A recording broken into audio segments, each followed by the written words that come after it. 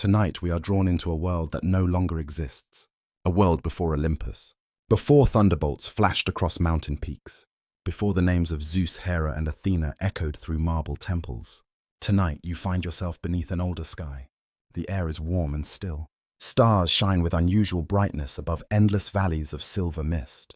Far away, sacred fires glow along quiet hillsides. The scent of olive wood drifts through the night. Somewhere beyond the horizon, waves strike ancient shores that have not yet witnessed the rise of gods. And above all these things stands a king, a ruler whose name was once spoken with reverence throughout the cosmos, Cronus. Yet even now, thousands of years later, a mystery follows him. How did the savior of the world become its greatest tyrant? And how did the ruler of a golden age become the architect of his own downfall? So, before we continue tonight's journey, take a moment to like the video and subscribe, but only if you genuinely enjoy exploring these ancient stories together. And if you feel comfortable, share your location and local time in the comments below. It is always fascinating to see where fellow travelers are listening from as we wander through these ancient worlds together. Now settle in. Allow the noise of the modern day to drift away. The story begins beneath a sky untouched by Olympus. You walk through a vast plain covered in moonlit grass. The ground feels cool beneath your bare feet. A gentle wind moves across the land, carrying the scent of earth and distant rain. Ahead, mountains rise like sleeping giants. Their peaks vanish into silver clouds. The world feels young, not empty, not primitive, simply unfinished. Many generations later, poets would struggle to describe this age. Some called it the Age of Titans. Others spoke of a forgotten kingdom, suspended between chaos and order. Surviving traditions do not always agree. Ancient storytellers often described the era differently, yet nearly all remembered one thing: Cronus ruled it. At first glance, the kingdom appears peaceful. Rivers flow through fertile valleys, forests stretch across gentle hills. Sacred groves stand untouched beneath starlight. Nothing seems threatened. Nothing seems broken. The world breathes with quiet harmony, and at its center sits the Titan King. You approach a great palace unlike anything that will exist in later ages. There are no marble columns, no golden statues, no armies of servants rushing through corridors. Instead, the palace seems almost part of nature itself. Massive stone halls emerge from the mountainside. Ancient trees surround its walls. Streams flow beneath bridges carved directly into living rock. Torchlight flickers across polished stone. Everything feels powerful. Everything feels timeless.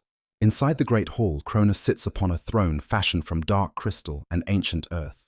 The king appears calm, strong, certain. His presence fills the chamber.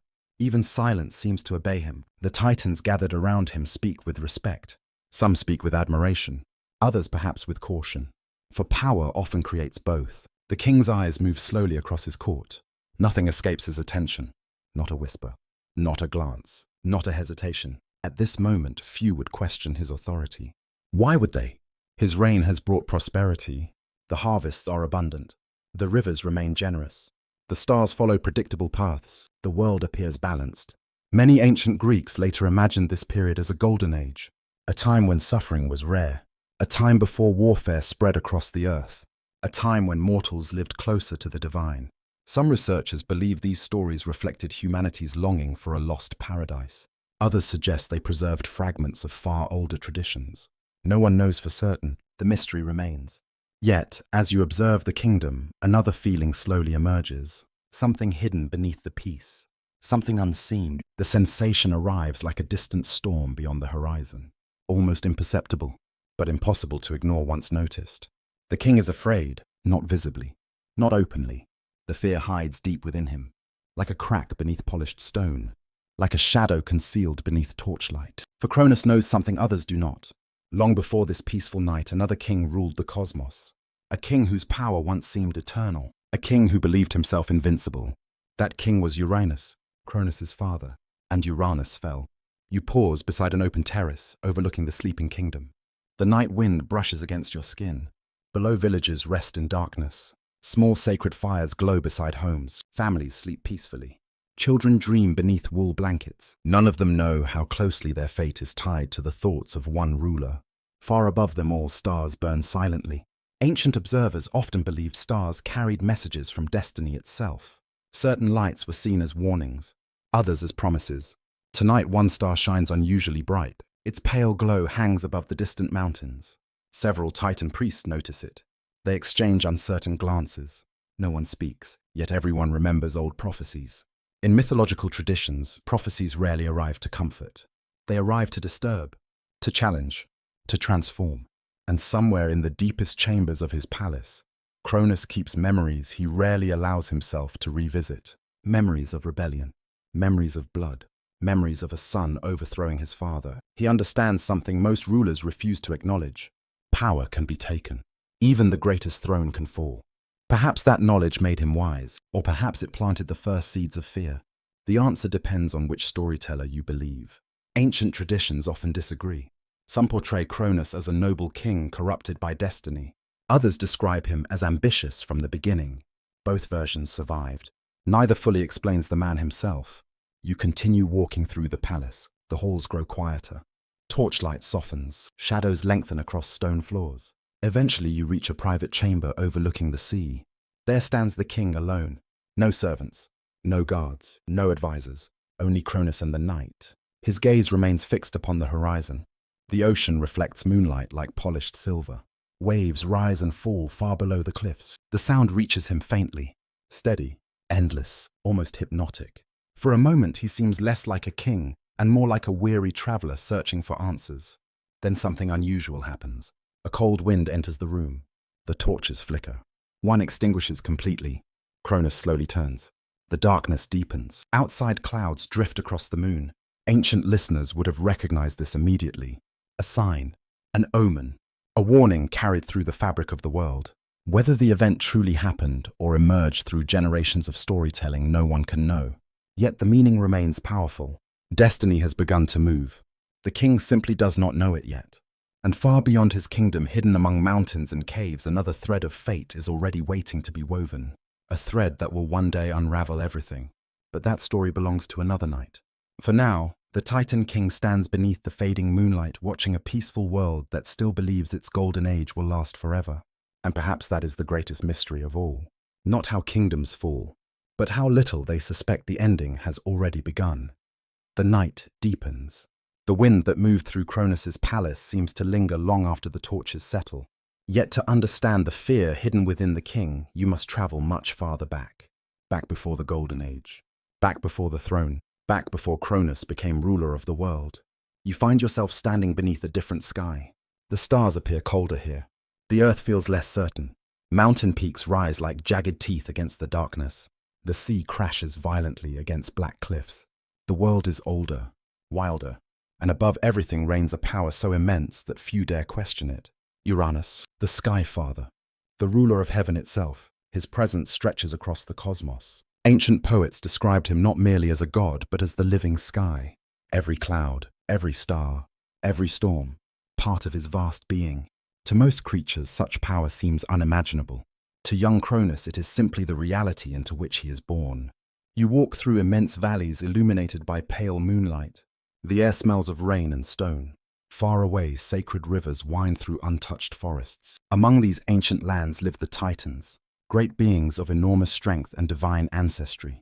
Some govern light, others govern memory, others rule hidden forces within nature itself. Together they form a family unlike any other. Yet beneath their grandeur lies tension. A tension that grows with every passing age. Young Cronus observes it long before he fully understands it. As a child, he watches his siblings carefully. Oceanus speaks little. Hyperion studies the movement of celestial lights. Coeus searches endlessly for hidden knowledge. Each Titan carries unique gifts. Each possesses extraordinary power. Yet none challenge Uranus. None openly resist him. A strange silence hangs over the family. Like a storm waiting beyond distant hills, Cronus notices it. Children often sense truths adults attempt to hide. Even among immortals. At first, his world seems magnificent. Golden sunlight pours across vast landscapes. Birdsong echoes through forests untouched by mortal hands. Fresh water flows from mountain springs. The scent of wild herbs drifts through warm air. Everything appears beautiful. Yet beauty sometimes conceals suffering. And nowhere is that suffering greater than within Gaia. The Earth Mother, Cronus's mother. You find her standing beside a valley covered in morning mist. Flowers bloom around her feet. Ancient trees stretch toward the heavens. To those who encounter her, Gaia appears gentle, patient, life-giving. But when no one watches, sorrow fills her eyes. Young Cronus sees this. At first he does not understand why. Later he learns. Uranus fears many things. He fears losing control. He fears rebellion. Most of all, he fears the unknown future. The same fear that will someday consume his son. But that lesson remains far away. For now, the pattern has only begun. According to surviving myths, several of Gaia's children frighten Uranus. Among them are powerful beings whose forms differ from the Titans. The Cyclopes, the hundred-handed ones, creatures of immense strength, creatures whose appearance unsettles the ruler of heaven. Some traditions describe Uranus imprisoning them deep within Gaia herself. Others preserve slightly different versions. Historians continue to debate how these stories evolved. Yet all versions agree on one point. Gaia suffers greatly. Imagine carrying mountains inside your body. Imagine hearing endless cries from imprisoned children. Imagine being unable to stop the pain. Night after night, Gaia endures exactly that. The burden grows heavier. The wound grows deeper. And young Cronus witnesses her suffering. You walk beside him through sacred groves, illuminated by evening light. The smell of pine resin drifts through the air. Crickets sing among tall grasses. Everything appears peaceful. Yet beneath the beauty lies a question. Why does a ruler who possesses everything remain afraid? Cronus begins asking himself this often. The answer never comes easily. One evening he finds Gaia sitting beside a quiet spring. The water reflects thousands of stars. The night feels unusually still. Even the wind seems to pause. His mother does not speak immediately. Instead, she watches the reflection of the heavens upon the water. At last she sighs, a sound filled with exhaustion. Cronus senses something changing. Sometimes destiny announces itself loudly, with thunder, with earthquakes, with divine voices. Other times it arrives through a single conversation. This is one of those moments, though neither mother nor son fully realizes it. Gaia asks questions rather than offering answers. Questions about justice, questions about responsibility, questions about courage. The young Titan listens carefully. Each word settles deep within him, a seed planted in fertile ground. The future begins growing there. Years pass, perhaps centuries. Time flows differently among immortals. Cronus matures into one of the strongest Titans. His confidence grows. His intelligence sharpens. Yet another trait grows as well: restlessness. He sees suffering around him. He sees fear controlling the ruler of heaven. He sees powerful beings remaining silent when they should speak. And gradually he begins wondering whether silence itself can become a kind of failure. This thought troubles him, because questioning authority carries risks. Even among gods, perhaps especially among gods. One night, a remarkable event occurs. The moon shines unusually bright above the mountains. Silver light spills across valleys and forests. You stand beside Cronus as he gazes toward the sky. Suddenly, a meteor streaks across the darkness. Brilliant, silent, gone within seconds. Ancient observers often viewed such signs with awe. Some believed they carried messages from fate. Others saw warnings hidden within celestial events. Cronus cannot explain why, yet he feels strangely unsettled, as though something has noticed him, as though the universe itself has turned its attention toward his path. The sensation lingers. Days later, he experiences a dream, or perhaps a vision. Ancient traditions never fully agree. In the dream, he stands atop a mountain surrounded by clouds. Below him stretches the entire world: rivers, forests, seas, all visible at once. Then a great shadow passes overhead. A crown appears, not upon his father's head, upon his own. The image lasts only moments, yet its meaning haunts him. When he awakens, dawn light fills the horizon. The scent of wet earth rises from the valleys below. Birds sing among olive trees. The world appears unchanged, but Cronus no longer feels unchanged. The dream remains with him. Was it prophecy, wishful thinking, a warning? No one knows. Even later storytellers offer different interpretations. What matters is how it affects him. From that day forward, the possibility of change becomes impossible to ignore. And once a possibility enters the mind, it rarely leaves, especially when destiny has already begun moving. Meanwhile, Gaia's suffering continues. Her patience grows thin. Her sorrow deepens. The pressure beneath the surface of the world increases. Something must eventually break. Something always does. As twilight settles across the land once more, you watch young Cronus standing alone upon a rocky hillside. The sea glimmers far below. Cool wind brushes across his face. Above him, stars emerge one by one. He does not yet know the role he will play. He does not yet know the price he will pay. He only knows that the world feels wrong, and somewhere in the darkness, a future he cannot yet imagine is drawing steadily closer. Far below the earth, hidden forces are already beginning to stir, and before long, Gaia will make a choice that changes everything. The stars wheel slowly overhead. Night settles across the ancient world like a great dark cloak. The mountains stand silent. The forests barely move. Even the sea seems unusually calm. Yet beneath this peaceful surface, pressure continues to build. Deep within the earth, Gaia suffers. Deep within her heart, a decision has finally begun to form. And you walk beside her as that decision changes the fate of gods forever. The Earth Mother moves through a sacred valley hidden from most eyes. Moonlight spills across wildflowers. Silver mist drifts above the grass. The scent of thyme and cedar hangs in the cool air. Everything appears beautiful, yet beauty cannot erase pain. For countless ages, Gaia has endured the consequences of Uranus's fear. Each day brings the same burden. Each night brings the same sorrow. The imprisoned children remain trapped within her depths. The weight never leaves. The wound never fully heals. Ancient storytellers often described Gaia as patient beyond imagination. The earth accepts storms. The earth survives droughts.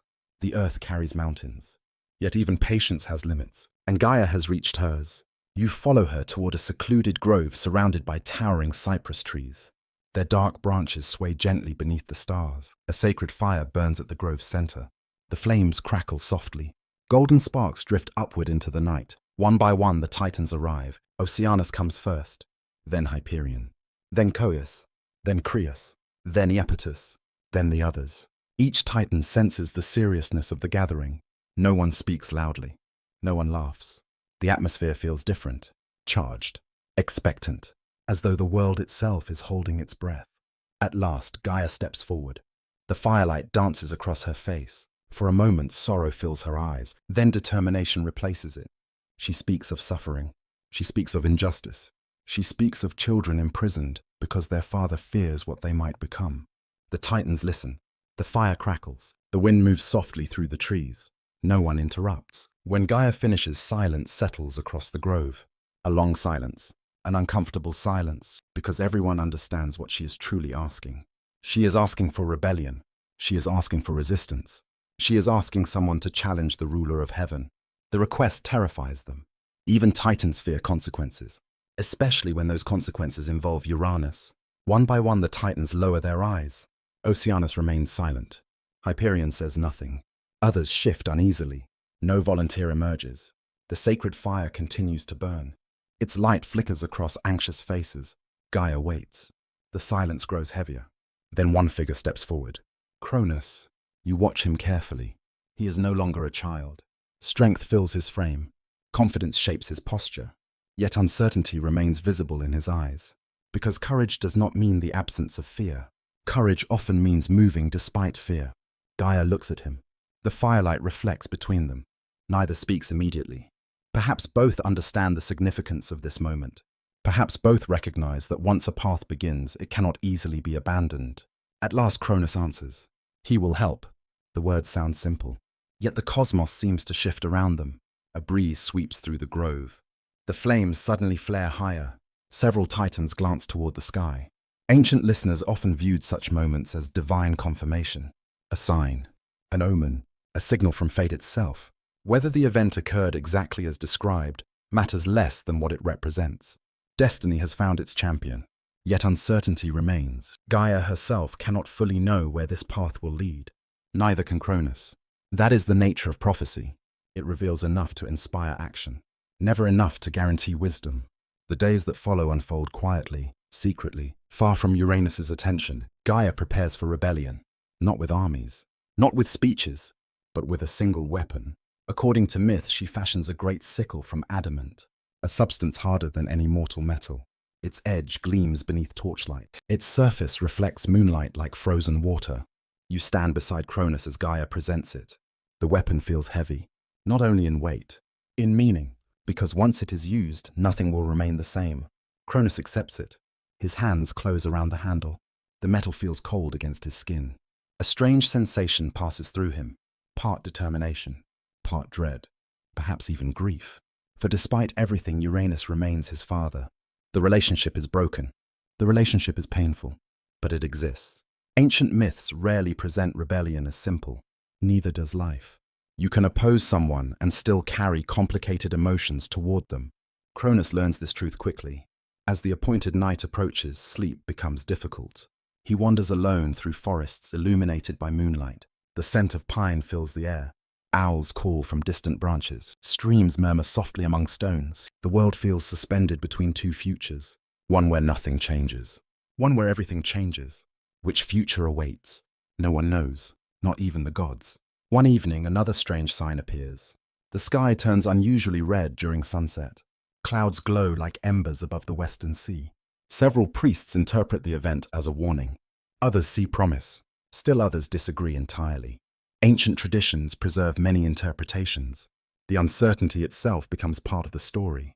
Because major transformations rarely arrive with clear instructions. People see what they wish to see, fear what they wish to fear, hope for what they wish to hope. Cronus experiences all three. At last the chosen night arrives. Dark clouds drift across the heavens.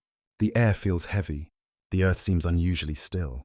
You move through shadowed valleys beside the young Titan. Every sound appears louder than normal. Every heartbeat feels significant. Far away waves strike the coastline. The rhythm echoes through the darkness. Steady, patient, ancient. Cronus carries the sickle concealed beneath his cloak. The metal presses against his side, a constant reminder of what awaits. As he approaches the appointed place, doubts return. What if he fails? What if Gaia suffers even more? What if rebellion creates greater suffering than obedience? These questions swirl through his thoughts. No prophecy has answered them. No dream has resolved them. He must choose without certainty, like all who stand at the edge of history. And perhaps that is why this moment continues to resonate. Not because Cronus is perfect, not because he knows the future, but because he acts despite uncertainty. The sacred grove where the confrontation will occur lies ahead. Moonlight spills across the clearing. The grass moves softly beneath the wind. Everything appears calm, almost impossibly calm. Yet beneath that calmness, destiny gathers strength. Gaia waits nearby, hidden, silent. The earth itself seems to listen. Somewhere above Uranus continues his descent from the heavens, unaware, confident, certain that his authority remains unchallenged. The irony feels almost unbearable, because the future often arrives quietly, not with fanfare, not with warning, simply with a choice. And tonight one choice will reshape the cosmos. As clouds drift across the moon, shadows deepen across the grove. Cronus tightens his grip upon the weapon. His breathing slows. The moment approaches. Yet even now one mystery remains unresolved. Will the young Titan become a liberator? Or will he unknowingly begin repeating the very cycle he seeks to end? The answer waits just beyond the darkness. And the heavens themselves are about to change forever. The night has finally arrived. The stars seem distant. The wind barely moves. Even the sea appears quieter than usual. You stand at the edge of the sacred grove where fate and choice are about to meet. Moonlight spills across the grass. Ancient trees cast long shadows across the earth. The scent of cedar drifts through the cool darkness. Nearby Gaia waits in silence. Her expression reveals nothing. Yet beneath her calm exterior, centuries of suffering have brought her to this moment. No one speaks. No one dares. The world itself feels suspended, waiting, listening. Above the vast sky stretches endlessly, and somewhere within that immense darkness Uranus descends. The ruler of heaven, the king who believes his power cannot be challenged, the father who never imagined one of his own children would rise against him. Cronus remains hidden among the shadows. The great sickle rests in his hands. Its edge catches a sliver of moonlight. Cold, sharp, unforgiving. His heart feels heavy. Not because he doubts Gaia's suffering, not because he questions Uranus's cruelty, but because he understands what this act truly means. There is no return from it. Once begun, the world will change forever. Ancient storytellers often focus on the violence of what happens next. Yet beneath the dramatic imagery lies something deeper. A son confronting the source of his fear. A child refusing to accept the world as it is. A future challenging the past. Perhaps that is why the story endured for so many centuries. It speaks to something larger than gods. It speaks to every generation that eventually questions those who came before. The darkness deepens. Then a presence fills the grove. You feel it before you see it. The air grows heavier. The stars seem dimmer. A strange pressure settles across the landscape. Uranus has arrived. Ancient poets struggled to describe his appearance. How could they not? He is the living sky, the endless heavens given form. His power radiates across the clearing. Mountains seem smaller beneath his gaze. Forests appear insignificant. Even mighty titans fear him. For a moment, everything remains still. A final moment, a final breath, then destiny moves. Cronus emerges from the shadows. The grove erupts into motion. The confrontation unfolds with terrifying speed. Moonlight flashes across the blade. The silence shatters, and the reign of Uranus ends. The myths describe the event with powerful symbolism. Ancient listeners understood that something greater than a simple victory had occurred. The old order had fallen. The impossible had become possible. The ruler of heaven had been overthrown. A son had succeeded where others remained silent. Yet triumph arrives with consequences. It always does. As Uranus retreats from power, his cries echo across the cosmos. The sound rolls through valleys, across oceans, through distant mountains. The world itself seems to tremble, and from that moment emerge new mysteries. According to ancient tradition, drops of divine blood fall upon Gaia. Where they touch the earth, new beings appear. The Erinyes, spirits connected to vengeance and justice. The giants, powerful forces destined to shape future ages. Other ancient beings as well, born not from peace, but from conflict, born from consequences. Ancient storytellers found profound meaning in this. Violence does not end with itself. Its effects spread outward. One choice creates another. One action generates countless futures. Cronus cannot yet see all the outcomes. No one can, but they have already begun. The grove gradually grows quiet again. The wind returns. The trees sway gently. The moon continues its journey across the sky. Nature moves forward, as it always does, yet nothing feels the same. Gaia steps into the clearing. For the first time in ages, relief softens her face. The burden she carried has been lifted. The imprisoned children will no longer suffer beneath Uranus's rule. The earth can finally breathe. You walk beside her through the fading darkness. Dawn approaches slowly. The eastern horizon begins to glow.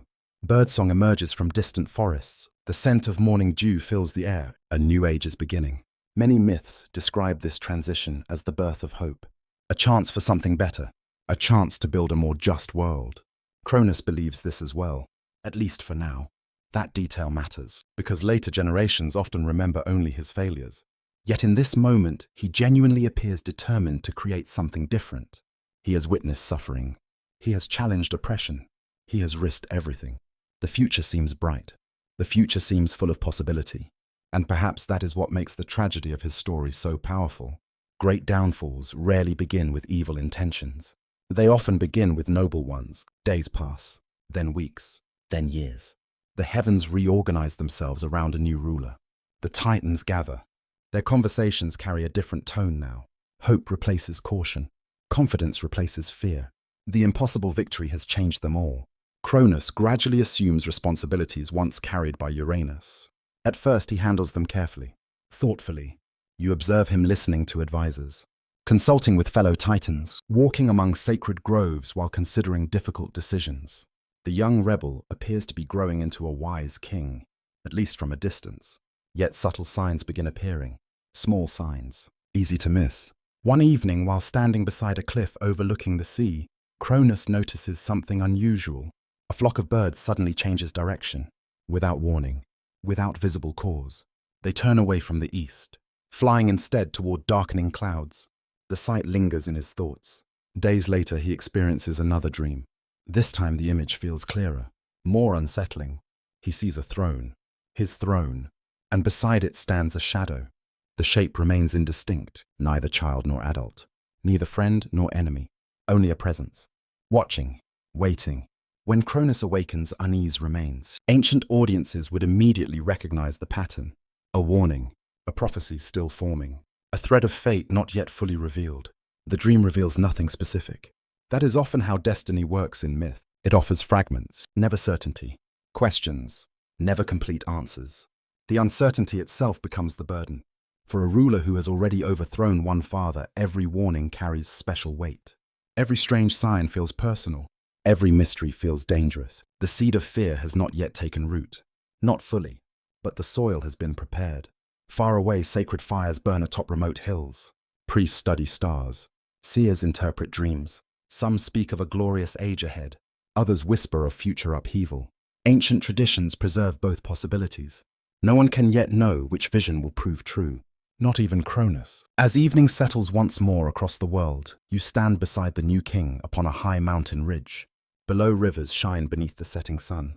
Forests stretch toward distant horizons. The earth appears peaceful. The future appears open. Cronus gazes across the kingdom he helped create. Perhaps he feels pride. Perhaps relief. Perhaps hope. Yet somewhere beyond the horizon, another prophecy is already beginning to gather strength. A prophecy that will one day place him in the same position as the father he overthrew. And when that day comes, the true test of his character will begin. For now, however, the dawn of the Titan kingdom has arrived, and the world prepares to enter its legendary golden age. Morning arrives slowly across the newborn kingdom. Golden sunlight spills over distant mountains. Mist drifts above rivers that sparkle like polished silver. The scent of wild olive trees moves gently through the air. Birdsong echoes across valleys untouched by war. For the first time in countless ages, the world feels lighter. The reign of Uranus has ended. A new ruler sits upon the throne, and all eyes turn toward Cronus. You stand among gathered titans as they assemble beneath an open sky. No towering palace surrounds them. No walls separate ruler from realm. Only rolling hills, sacred fires, and the vast heavens above.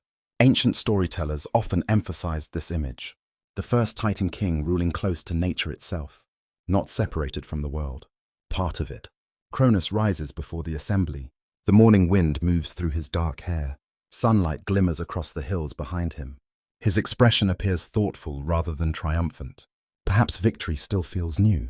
Perhaps responsibility already weighs upon him. The two often arrive together.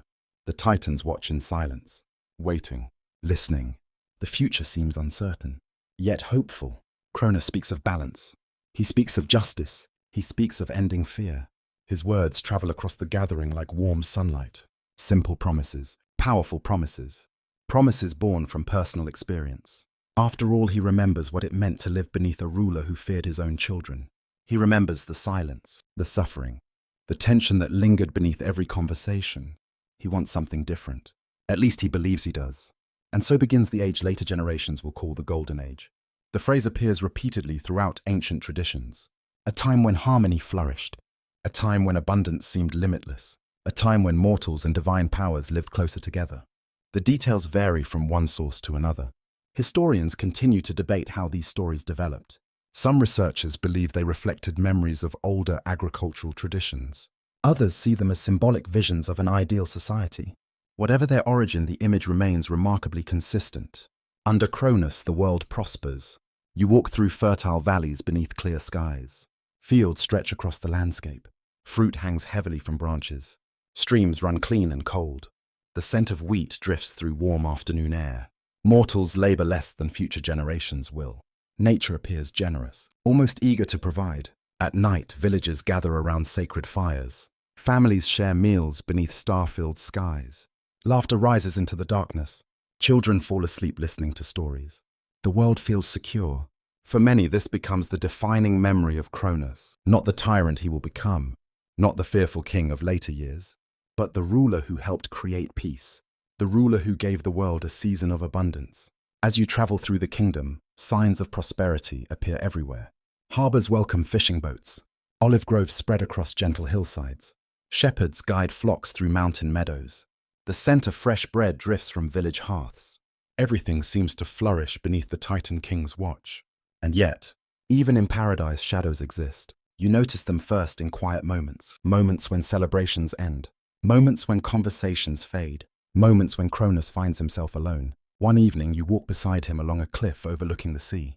The sky burns orange and gold. Waves crash softly against rocks below. The air carries the scent of salt and distant rain. For a long time, he says nothing. The silence feels comfortable, almost peaceful. Then his gaze drifts toward the horizon. Something changes, only slightly. A tension, a memory, a question. Because no matter how successful his reign becomes, one fact remains impossible to ignore. He overthrew his father.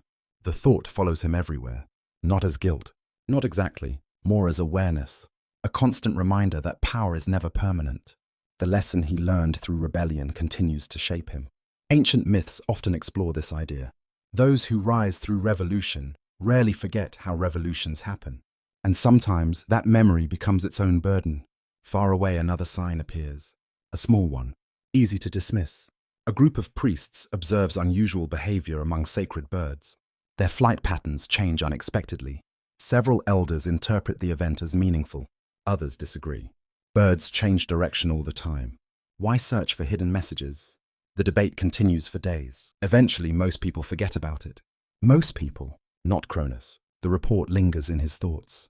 A tiny seed of uncertainty, nothing more. Yet seeds have a way of growing, particularly when planted in fertile ground.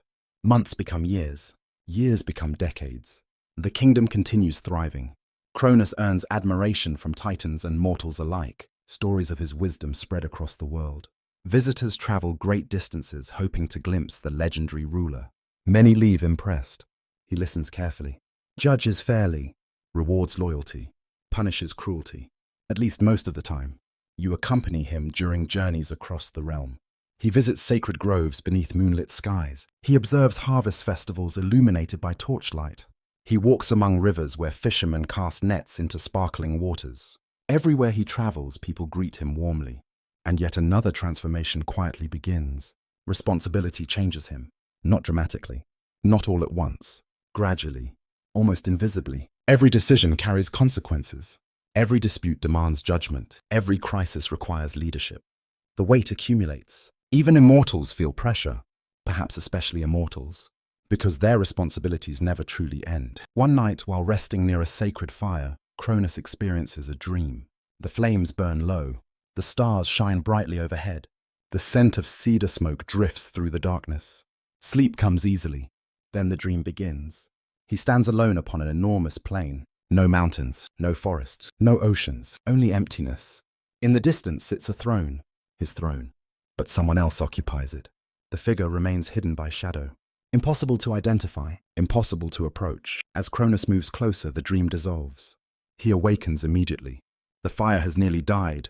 Cold air brushes against his skin. For several moments he remains still, listening, thinking.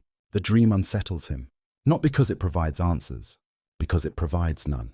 Ancient seers often warned that the most troubling prophecies are incomplete. Certainty allows preparation. Mystery allows fear. The distinction matters. As dawn approaches, pale light spreads across the eastern sky.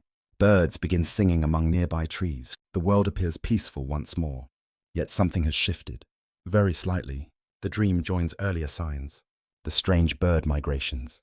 The unexpected omens. The lingering memories of Uranus. Separately, they mean little. Together, they begin forming a pattern. Not a clear pattern, only a suggestion, a possibility. And possibilities often possess surprising power. Still, the Golden Age continues. The harvests remain plentiful. The rivers remain generous. The kingdom remains strong. Most inhabitants never notice the subtle change occurring within their king. Why would they? Cronus continues ruling successfully. The world continues prospering. Everything appears secure. Yet destiny rarely announces its intentions openly.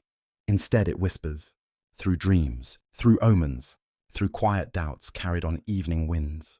As night settles across the kingdom once more, sacred fires flicker beneath countless stars. The Golden Age shines at its brightest. But far beyond the reach of celebration, another force is already moving toward the heart of the Titan realm. And before long, Cronus will meet the one person capable of changing his future forever, Rhea. The Golden Age continues to unfold beneath clear skies and gentle seasons. Rivers flow steadily through fertile valleys. Olive groves shimmer beneath the afternoon sun. The scent of wildflowers drifts across hillsides where shepherds guide their flocks. From a distance, the kingdom appears perfect. Perhaps it is as close to perfection as the ancient world could ever become. Yet even during times of peace, the most important changes often happen quietly. Not on battlefields, not in councils, but within the human heart, or in this case, within the heart of a Titan king. And so tonight your journey leads you toward Rhea, the woman who will become Cronus's greatest companion, his closest confidant, his queen, and eventually the person who understands him better than anyone else. You first see her during a gathering beside a sacred spring. The day is warm. Sunlight dances across clear water. Birds sing from nearby cypress trees. The scent of fresh herbs rises from the earth after a brief morning rain.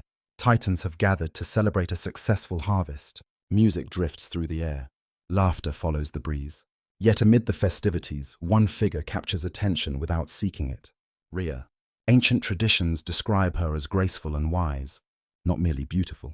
Though storytellers certainly praised her beauty, what truly distinguished her was presence. People felt calmer near her, safer. Seen, she possessed a rare gift, the ability to understand emotions others concealed, a gift that would one day become both blessing and burden. You watch as she speaks with farmers, travelers, and fellow Titans alike. Each conversation receives her full attention. Each person feels valued. Even before she becomes queen, people naturally gravitate toward her. Cronus notices this too. At first, their encounters remain simple. Shared conversations, shared walks through sacred groves, shared observations beneath evening skies. Nothing dramatic, nothing rushed. The connection grows gradually, like roots spreading beneath fertile soil. One evening, they walk together along a hillside overlooking the sea. The horizon glows gold and crimson. Waves sparkle beneath the fading sunlight. The scent of salt drifts upward from the shore. For a while, they simply enjoy the silence. Not all companionship requires words. Sometimes understanding appears in quieter forms. Ancient storytellers often celebrated this aspect of their relationship. Unlike many divine unions, the bond between Cronus and Rhea initially appears grounded in genuine affection, mutual respect, shared purpose, shared dreams. They speak about the kingdom, about responsibility, about the future. Rhea listens carefully as Cronus describes the world he hopes to build. A world free from the fears that shaped his childhood. A world where strength serves justice rather than domination. The ideals sound noble, and at this stage he genuinely believes them. That detail matters, because later events become far more tragic when you remember who he once hoped to be. As seasons pass, their relationship deepens. The kingdom flourishes around them. Harvest festivals fill village squares with music and dancing. Sacred fires illuminate nighttime ceremonies. Children play beside rivers lined with willow trees. Everywhere you travel, signs of abundance appear. Many mortals begin referring to Rhea as the heart of the Golden Age. Cronus provides structure. Rhea provides warmth. Together they seem almost perfectly balanced. Eventually they marry. Ancient myths preserve different details regarding the ceremony. Some traditions emphasize celestial blessings. Others describe sacred rituals performed beneath the open sky. No version survives with complete certainty, yet all agree on one point. The union was celebrated throughout the world. You stand among countless gathered Titans as torches illuminate the night. The air smells of cedar smoke and flowering vines. Musicians play melodies that drift through moonlit valleys. The stars seem unusually bright, as though the heavens themselves approve. At the center of the celebration stand Cronus and Rhea, the king and queen of a flourishing age. The future appears limitless. Perhaps that is why the next part of the story feels so heartbreaking, because happiness often makes us believe it will last forever. Yet fate rarely asks permission before changing direction. Years pass peacefully. The royal couple establishes their household. Together they oversee ceremonies, settle disputes, and travel across the kingdom. Wherever they go, they are welcomed warmly. You accompany them during journeys through forests, scented with pine and cedar, across plains glowing beneath golden sunlight, along coastal roads where sea winds cool the afternoon air. The world remains beautiful, and still subtle changes continue beneath the surface. One night, while resting beside a sacred fire, Rhea notices something unusual.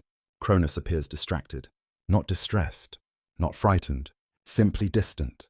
His gaze lingers upon the flames longer than usual. When she asks what troubles him, he hesitates, then smiles, then changes the subject. The moment passes quickly, yet Rhea remembers it.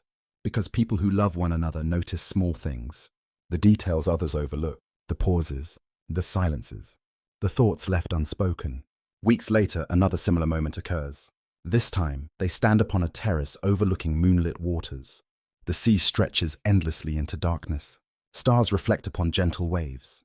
The air feels cool and calm. Again, Cronus seems preoccupied. Again, he offers no explanation. Rhea does not press him. Not yet. Trust allows space, at least in the beginning.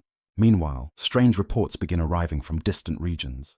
Nothing alarming, nothing dramatic. A priest describes unusual dreams. A shepherd speaks of strange celestial lights. Travelers mention unexpected signs observed during rituals. Most dismiss these stories. Omens appear constantly in ancient societies. Few prove meaningful, yet some continue to linger. One particular account captures attention. A seer claims to have witnessed a crown surrounded by shadows. The image spreads quietly through temple circles. Interpretations vary. No consensus emerges. Historians continue to debate how ancient audiences understood such visions. The uncertainty itself becomes part of their power. A prophecy rarely frightens because of what it reveals. It frightens because of what it leaves unanswered. For now, however, the kingdom remains secure. Rhea focuses on the present, on family, on community, on preserving the harmony they have worked so hard to build. And in many ways, she succeeds. The Golden Age reaches its height during these years. Mortals remember prosperity. Poets remember beauty. Later generations remember peace. Yet memory often smooths rough edges. Reality remains more complicated. Even paradise contains hidden anxieties. Even joy exists beside uncertainty. One evening, long after a harvest celebration has ended, Rhea experiences a dream, or perhaps a vision. The distinction remains unclear. Ancient traditions preserve only fragments. In the dream, she stands within a vast field illuminated by silver moonlight. Around her grow countless olive trees. Their leaves shimmer softly in the night. At first, the scene feels peaceful. Then she notices something unusual. One tree stands taller than all the others. Its branches spread wide across the sky. But deep within its trunk, a crack slowly begins to form. Small at first, almost invisible, then wider, and wider still. Rhea awakens before the tree falls. The dream leaves her unsettled, not frightened, only thoughtful. She says nothing about it, at least not immediately. Yet somewhere deep within her heart, a question begins to grow. A question without an answer. A question that will eventually change the fate of gods and titans alike. For beneath the beauty of the Golden Age, destiny continues weaving its threads. Patiently, quietly, and high above the sleeping kingdom, beneath a sky crowded with stars, an ancient prophecy is already preparing to return. The years pass like calm water flowing toward an unseen sea. The Golden Age remains bright. Harvests continue to fill storehouses. Sacred fires burn warmly in village squares. Children grow into adulthood beneath peaceful skies. Travelers cross the kingdom without fear. To most who lived during these years, it seems impossible that anything could threaten such harmony. Yet fate rarely concerns itself with appearances. The world often changes long before anyone notices. And tonight you find yourself standing at the edge of such a change. The first signs arrive quietly, almost gently. A dream here, an omen there, nothing dramatic, nothing impossible to dismiss. But together they begin forming a pattern that slowly reaches the ears of the king. One autumn evening, Cronus walks alone through a sacred olive grove. The air feels cool. Leaves rustle softly overhead. The scent of earth and ripening fruit fills the twilight. Far away, a temple bell echoes across the valley. The sound lingers among the hills. Everything appears peaceful, yet his thoughts remain unsettled. For several months, unusual reports have been arriving from across the kingdom. Seers speak of shifting stars. Priests describe strange visions. Travelers tell stories of unexplained signs appearing during sacred ceremonies. Most people ignore them. Life continues. The harvest must still be gathered. The livestock must still be tended. The world remains practical despite its mysteries. But Cronus listens carefully, perhaps too carefully, because beneath every report lies a question he cannot entirely escape. What if destiny is speaking? The thought follows him through the grove. The fading sunlight paints the landscape gold and amber. Birds settle into branches overhead. The evening feels beautiful. Yet beauty offers little protection against uncertainty. As darkness falls, the king returns to his palace. The halls glow with torchlight. Servants move quietly through polished corridors. The scent of cedar smoke drifts from distant hearths. Everything appears ordinary. Then a visitor arrives, an elderly seer from a remote sanctuary. Ancient traditions preserve different versions of this encounter. Some claim the seer traveled from a mountain shrine. Others place the meeting beside a sacred spring. The details vary. The warning remains the same. You stand near the great hall as the visitor enters. Age has bent his shoulders. Years have silvered his hair. Yet his eyes remain clear. Steady. Unusually steady. The court falls silent. Even the crackling torches seem quieter. The old man bows before the king. For several moments, neither speaks. Then the seer delivers the message. A prophecy. Simple. Terrible. Unavoidable. Just as Cronus overthrew his father one day, a child of Cronus will overthrow him. The words settle across the hall like winter frost. No one moves. No one speaks. The silence feels endless. Cronus remains completely still. At first glance, he appears calm, controlled, unshaken, but appearances can be deceptive. Inside him, ancient memories awaken, memories he has spent years trying to bury. The sacred grove, the sickle, the fall of Uranus, the realization that power can be taken. All of it returns at once. The prophecy does not create fear. The fear already exists. The prophecy merely gives it a name. The seer eventually departs. The court resumes its activity.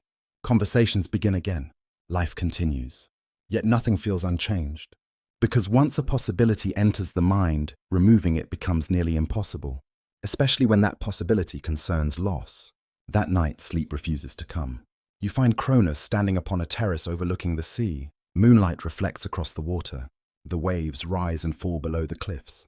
A cool wind brushes against his face. Far above, countless stars fill the heavens.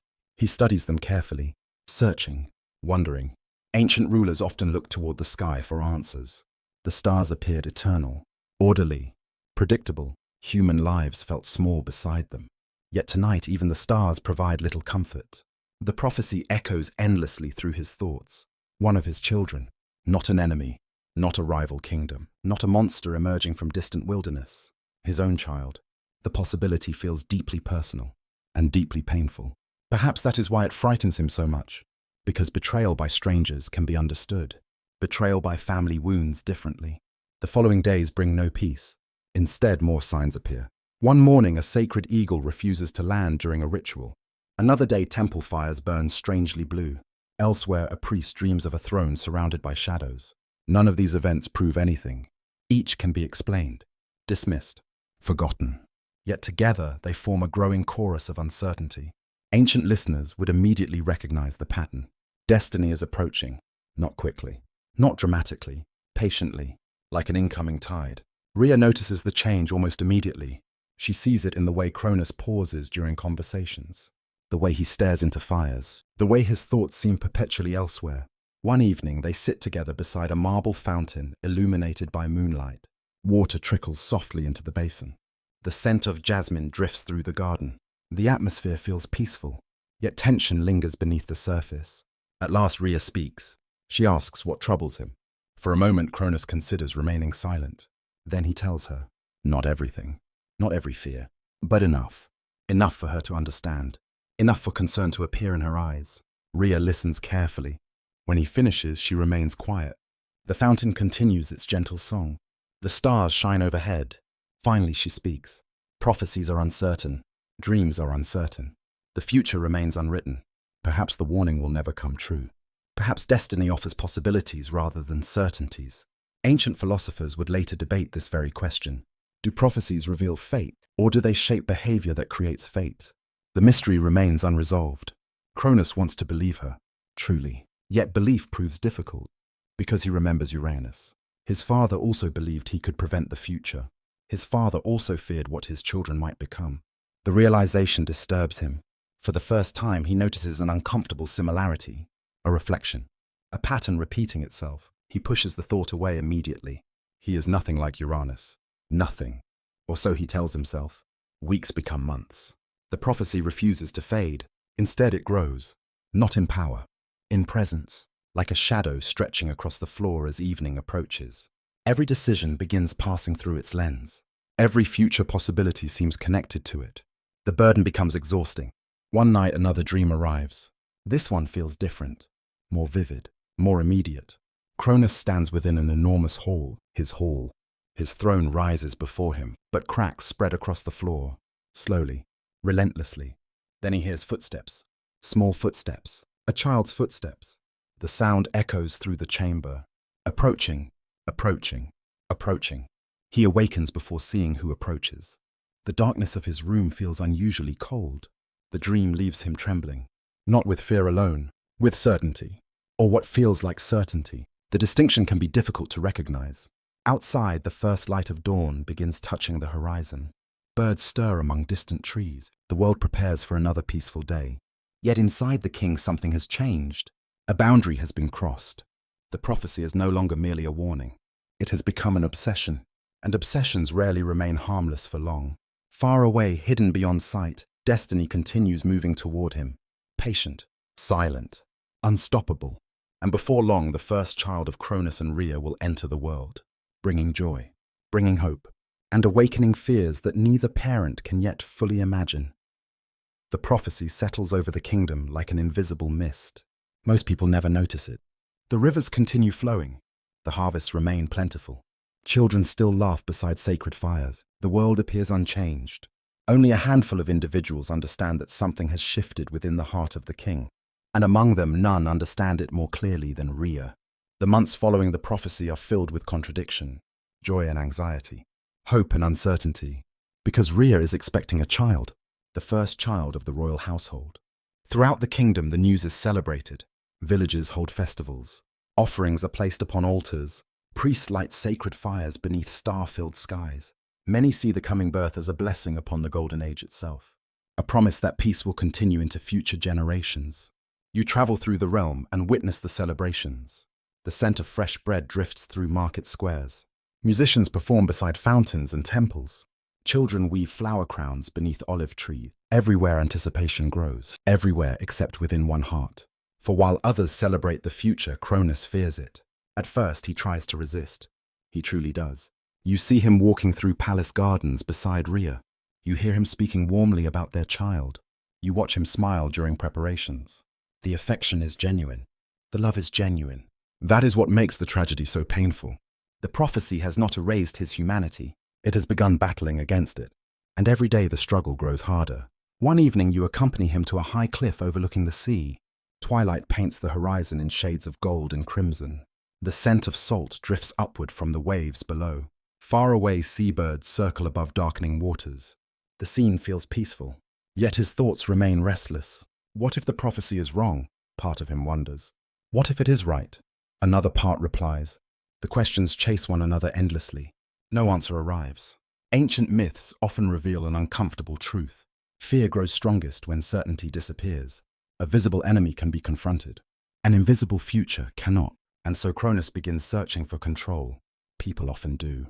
When uncertainty becomes unbearable, control feels comforting. Even when that control demands terrible choices. The birth arrives during a calm night. The stars shine brightly above the kingdom. A cool breeze moves through open palace windows. Torches flicker softly along stone corridors. The scent of cedar and olive oil fills the air. Rhea gives birth to a daughter, Hestia. Ancient traditions remember her as gentle and peaceful, a future guardian of hearth and home, a source of warmth and stability. But tonight she is simply a newborn child, small, fragile, perfect. You watch as Rhea holds her daughter for the first time. Love fills her face immediately, effortlessly. The bond forms in an instant. Nearby, Cronus looks upon the child. For one brief moment, the prophecy disappears. He sees only his daughter, only his family, only joy. The moment does not last. Fear returns quickly, perhaps even stronger than before, because now the prophecy has a face, a heartbeat, a future. The prediction is no longer abstract. It sleeps in his arms.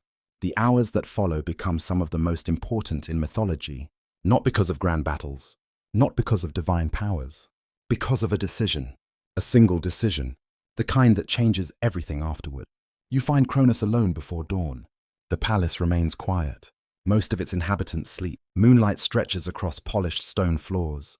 The silence feels almost sacred, yet inside the king a storm rages. Ancient storytellers rarely portray this moment as simple cruelty. Even those who condemn his actions often emphasize his inner conflict. Because he understands exactly what he's considering. He remembers Uranus. He remembers fear.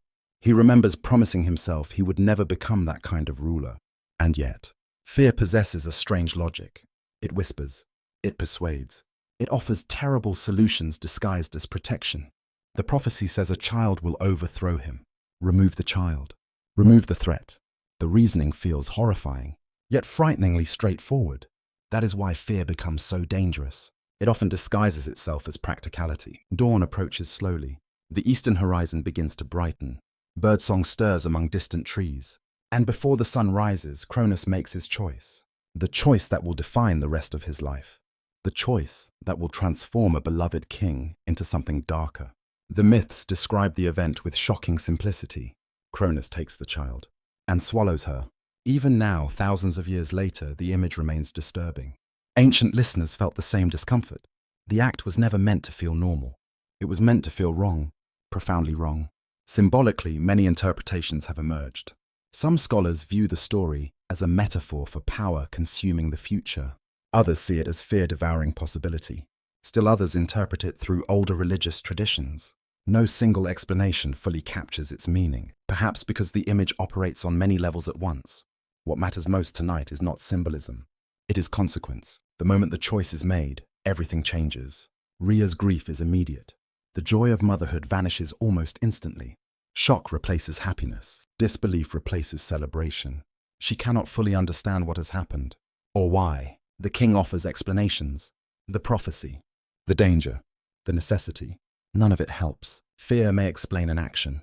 It does not erase its consequences. The distance between them begins that very day. Invisible at first, yet growing, like a crack forming within stone. Outside the palace, life continues. Most inhabitants know nothing of what occurred. The kingdom remains prosperous. The golden age remains intact. But appearances can be misleading, because the damage has already begun. Years pass. Then another child is born. Demeter. The prophecy remains. The fear remains. And Cronus repeats the choice. Again. And later with Hera. Again. Then Hades. Again. Then Poseidon. Again. Each time becomes easier. Not because the act hurts less, because repetition dulls resistance. A frightening lesson. One found not only in myths, but throughout human history. Every swallowed child deepens the wound between king and queen. Every swallowed child isolates Cronus further. He tells himself he is protecting the kingdom, protecting peace, protecting everything he has built. Yet the irony grows impossible to ignore. In trying to save his future, he is destroying his present. One evening, many years later, you find him standing alone beside the sea. Dark waves roll beneath moonlight. The air feels cold, much colder than usual. Far above, clouds drift across the stars. The kingdom still prospers. The throne remains secure. The prophecy has not come true. And yet, he feels no safer. The fear remains, perhaps stronger than ever, because deep inside he understands something terrifying. If 5 children have not ended the prophecy, perhaps nothing will. The realization settles heavily upon him. The sea crashes against distant cliffs, the wind rises, and somewhere beyond the horizon, unseen by any living eye, destiny quietly prepares its next move. For one final child has not yet been born, and when that child arrives, everything will begin to change. The years pass, but peace no longer lives within the royal household. From the outside, the kingdom still shines. The rivers remain full. The harvests remain abundant. Sacred fires continue burning beneath clear night skies. Visitors arriving from distant lands still speak of the wonders of the Golden Age. Yet appearances often conceal deeper truths, and nowhere is that more evident than within the palace of Cronus and Rhea. You walk through its corridors during a quiet evening. Torchlight flickers against polished stone. The scent of cedar smoke drifts from distant hearths. The air feels warm, comfortable, yet sorrow lingers here. A sorrow that never entirely leaves. Rhea carries it with her every day. 5 times she has held a newborn child. 5 times that joy has been taken away. 5 times she has watched fear triumph over love. Ancient storytellers often focus upon Cronus during this period. His anxiety, his paranoia, his struggle against prophecy. But another story unfolds beside his, a quieter story, a more painful one. The story of a mother forced to endure the impossible. You find Rhea standing alone within a sacred garden. Moonlight illuminates white flowers growing beside a marble fountain. Water trickles softly through the stillness. The scent of jasmine drifts upon the night breeze. Everything appears peaceful, yet tears glisten in her eyes. She thinks of Hestia, Demeter, Hera, Hades, Poseidon. Children she carried, children she loved, children she lost. Ancient myths rarely describe these moments in detail, yet it is impossible not to imagine them. The empty silence, the unanswered grief, the absence left behind. Each swallowed child has widened the distance between husband and wife, not through anger alone, through loneliness. The kind of loneliness that grows when someone you love becomes someone you no longer recognize, because the man Rhea married once dreamed of ending fear. Now he serves it, and each passing year makes that truth harder to deny. One evening, after another tense conversation with Cronus, Rhea leaves the palace and journeys into the mountains. You travel beside her. The path winds upward through forests scented with pine and cedar. Cool air brushes against your skin. The sound of distant streams echoes among rocky slopes. Stars emerge one by one overhead. The higher she climbs, the quieter the world becomes. At last she reaches a secluded sanctuary, a sacred place connected to Gaia, her mother, the ancient earth herself. The sanctuary rests within a hidden valley, surrounded by towering cliffs. Wildflowers bloom beside crystal-clear springs. Silver mist drifts through moonlit grass. The atmosphere feels timeless, almost untouched by the troubles of the world. Here Rhea finally speaks openly. Her voice trembles, not from weakness, from accumulated sorrow. She speaks of the children she has lost.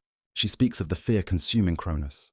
She speaks of the prophecy that continues poisoning every hope for the future. Gaia listens, patiently, silently. The Earth Mother has witnessed countless ages rise and fall. She understands something Rhea is only beginning to learn. Fear rarely remains satisfied. Every sacrifice made to fear demands another, and another, and another. Eventually, something must break. The conversation continues deep into the night. Stars wheel overhead.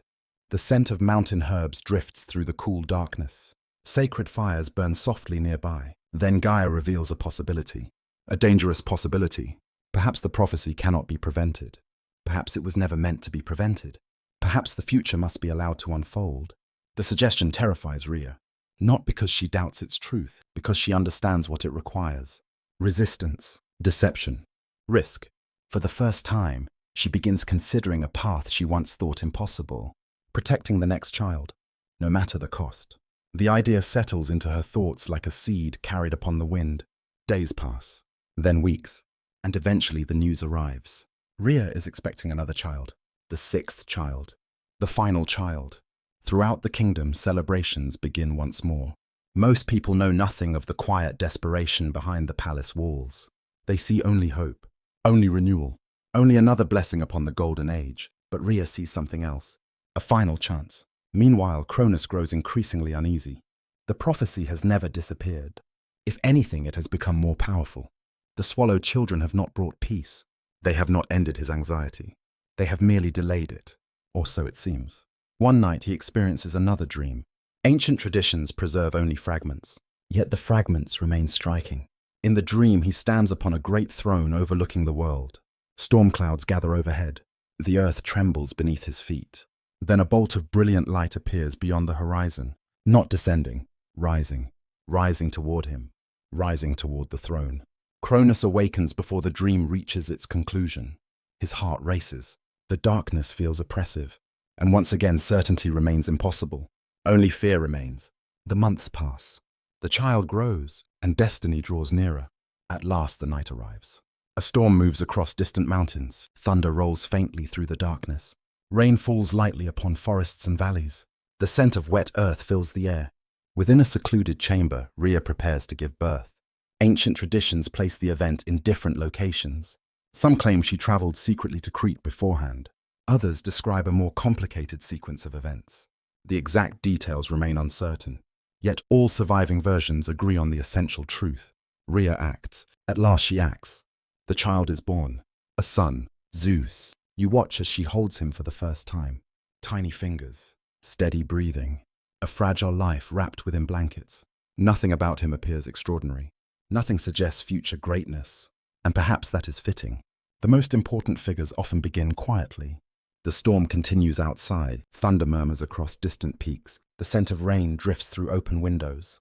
For a moment, Rhea simply gazes at her son, memorizing every detail, knowing what must come next. Ancient myths often emphasize courage in battle, yet courage appears in many forms. Sometimes courage means facing monsters. Sometimes courage means confronting kings. And sometimes courage means protecting a child, despite overwhelming odds.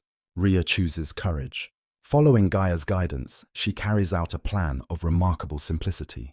A stone is wrapped in swaddling clothes, prepared carefully, made to resemble a sleeping infant. Meanwhile, the real child is hidden away, far from Cronus, far from the palace, far from immediate danger. Different traditions tell different stories about his destination.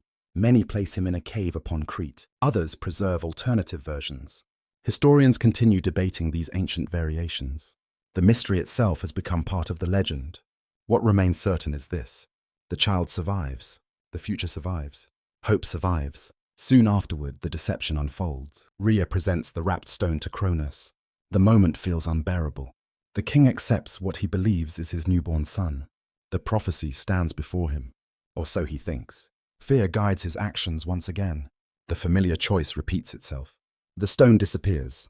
The deception succeeds, and for the first time in many years, destiny gains ground. Far away, hidden among mountains and caves, the infant Zeus begins his secret childhood, protected by loyal guardians. Protected by fate itself, perhaps. No one can yet know, not even Rhea, not even Gaia, certainly not Cronus. Yet somewhere deep within the universe, the balance has shifted. The prophecy still waits. The future still approaches. But now it approaches with a name, Zeus. And while the Titan king continues ruling beneath the illusion of safety, the child destined to challenge him has already taken his first breath. The secret remains hidden. For now, the golden age continues beneath bright skies and favorable seasons. Fields sway gently beneath warm breezes. Rivers sparkle beneath afternoon sunlight. Fishermen cast nets into calm waters. Children race through village squares filled with laughter. To nearly everyone in the kingdom, life appears unchanged. The prophecy seems defeated. The throne appears secure. The future appears predictable. Only destiny knows otherwise. And destiny is patient, very patient. You find Cronus standing upon a balcony overlooking the sea. The morning air feels cool. Waves roll steadily toward distant shores. The scent of salt mingles with the fragrance of olive groves carried by the wind. Far below, ships move slowly across the water. Everything appears peaceful, yet peace no longer reaches him. Years have passed since the birth of the sixth child. Years since the stone vanished into darkness. Years since the prophecy should have ended. And still fear remains. Perhaps this surprises him most. He sacrificed everything for certainty. His children, his marriage, his peace of mind. Yet certainty never arrived. The anxiety simply found new forms. Ancient myths often explore this paradox. Fear promises security, but once obeyed, it rarely delivers. Instead, it demands more attention, more vigilance, more sacrifice. Cronus is beginning to learn this lesson, though not yet fully. One evening, he walks through the palace gardens beneath a sky crowded with stars. The scent of jasmine drifts through the air. Fountains murmur softly among marble pathways. Moonlight shines across flowering vines. The setting feels almost dreamlike, yet his thoughts remain restless. Every unusual event attracts his attention. Every rumor sparks suspicion. Every unexplained occurrence feels potentially significant. The burden grows exhausting, but he cannot stop, because somewhere deep inside, a troubling question continues to whisper. What if the prophecy failed to die? The thought returns constantly. During ceremonies, during meals, during quiet moments before sleep. Always waiting, always present. Nearby, Rhea notices everything. The years have changed her too. Grief often leaves permanent marks, not always visible, but real. The warmth she once shared so freely now appears more guarded. The trust that once connected husband and wife has become fragile. Neither openly discusses the wound between them, yet both feel it, like a crack beneath polished stone. One night they sit together beside a sacred fire. The flames dance gently. The scent of cedar smoke rises toward the stars. For a few moments the atmosphere feels almost familiar, almost like earlier years. Then Cronus mentions a dream. Another dream. Rhea listens carefully. The king describes standing alone upon a mountain. Dark clouds gather overhead. Below him stretches the entire world. At first everything appears calm. Then shadows begin moving across the land. Silent shadows, growing larger, growing closer. When he awakens, the dream lingers, as dreams often do. Rhea says little. What can she say? She knows the prophecy still lives. She knows the child still lives. And she knows every fear consuming her husband grows from a truth he cannot see. The irony feels almost unbearable. A man terrified of the future unknowingly shelters its greatest secret.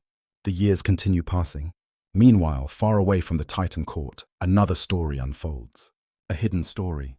A story known only through fragments and ancient traditions. You travel in your imagination to a remote island surrounded by brilliant blue waters. Steep cliffs rise above the sea. White clouds drift across endless skies. Wild herbs scent the mountain air. This is Crete, or one version of Crete preserved by myth. Here, according to many traditions, Zeus grows in secrecy. Protected, hidden, watched carefully. The details vary. Some stories describe divine nymphs caring for him. Others mention sacred guardians. Still others preserve entirely different accounts. Historians continue debating these traditions, yet all versions agree on one essential point. The child survives, and every passing year strengthens him. Back in the Titan kingdom, Cronus senses none of this directly, yet strange feelings occasionally disturb him. Moments difficult to explain. One afternoon, while presiding over a gathering of Titans, he suddenly pauses. No obvious reason, no visible cause. A fleeting sensation passes through him, the sensation of being watched. The feeling disappears almost immediately. Still, it leaves a trace, a question. Ancient audiences would recognize this feeling instantly. The invisible pull of destiny. Not proof, not knowledge, only intuition. But intuition often shapes decisions more powerfully than evidence. The kingdom itself remains magnificent. You travel through bustling harbor towns. The smell of fresh fish fills coastal markets. Merchants exchange goods beneath colorful awnings. Children chase one another through crowded streets. Elsewhere, shepherds guide flocks through mountain meadows illuminated by golden sunlight. The golden age still exists. That much is true. Yet another truth exists beside it. The king who created this prosperity is increasingly trapped by his own mind.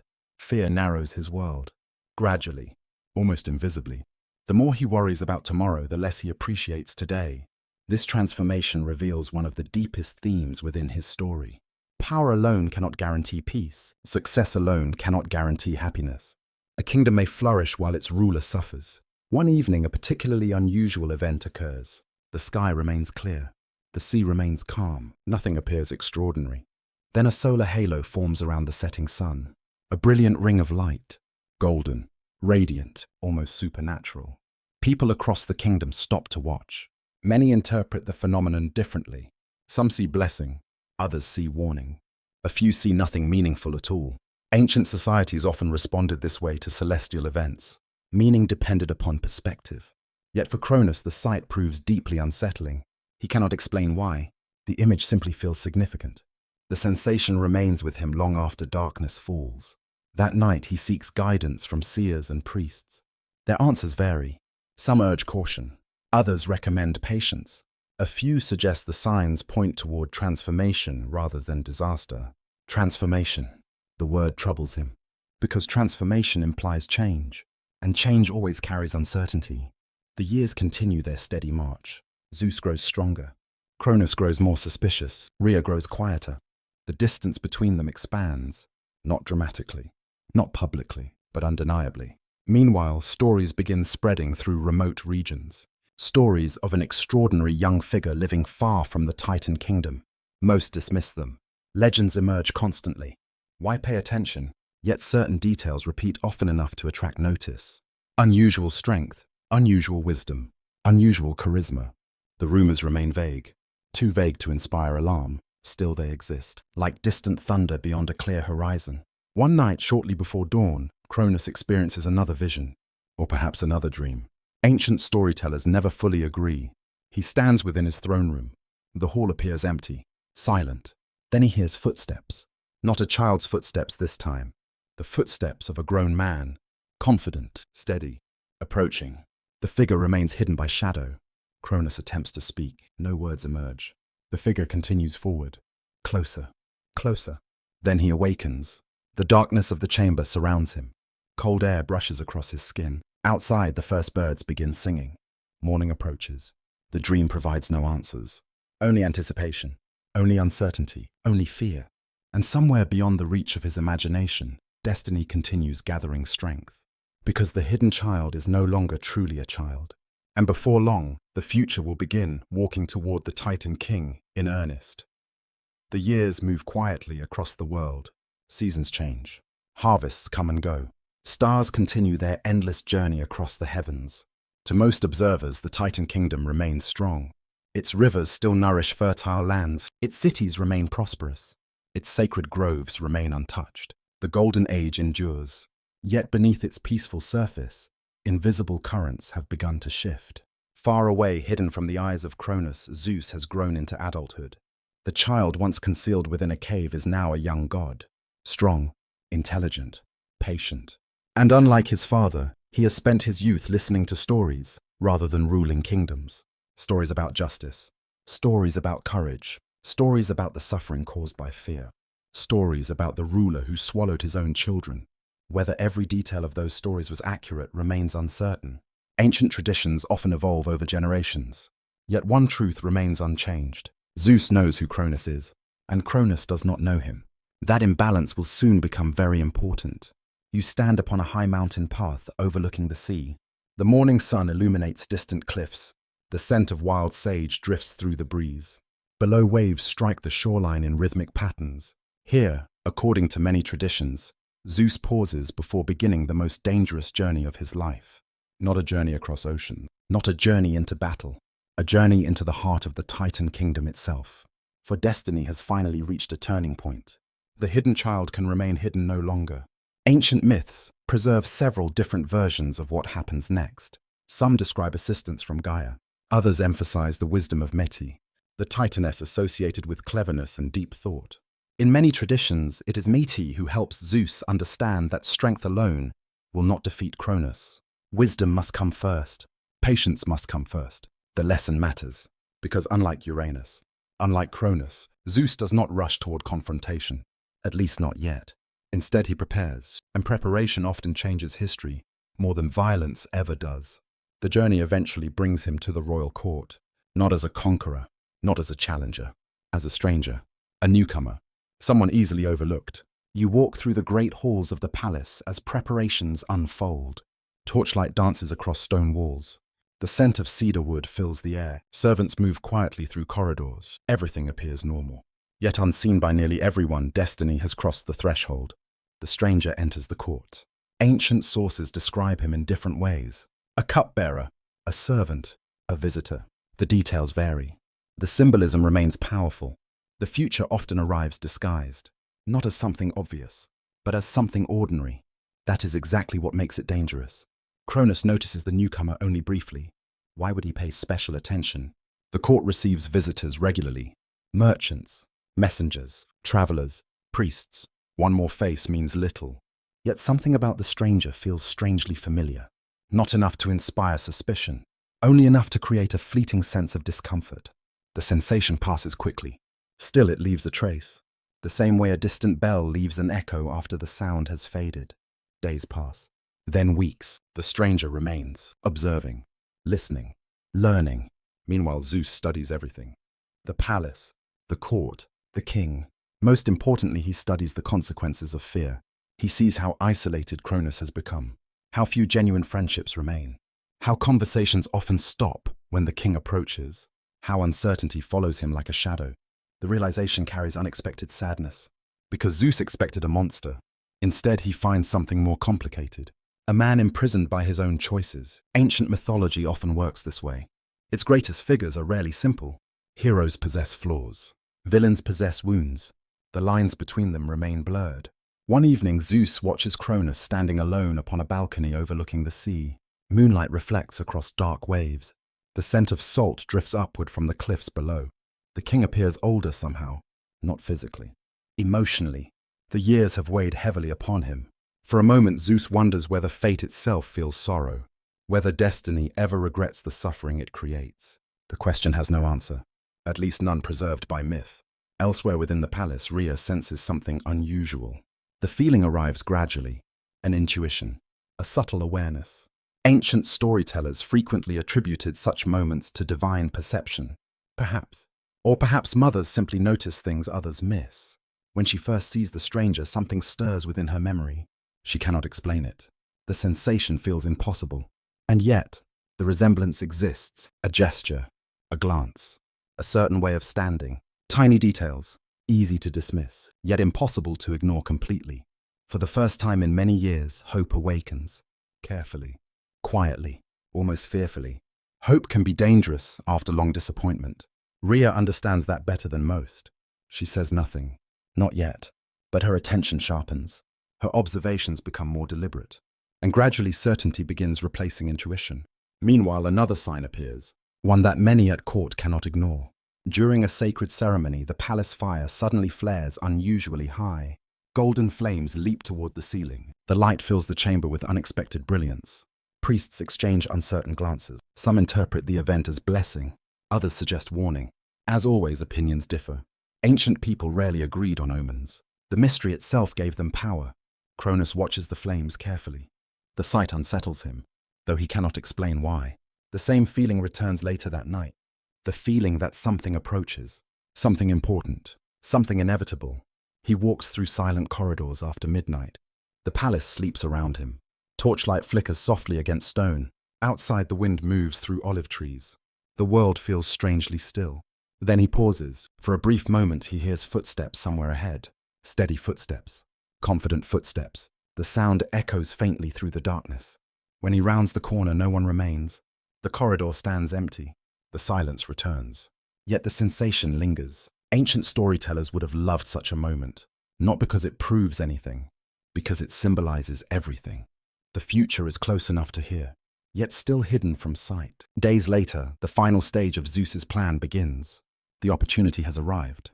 The preparation is complete. The hidden years are over. Soon the swallowed children will return.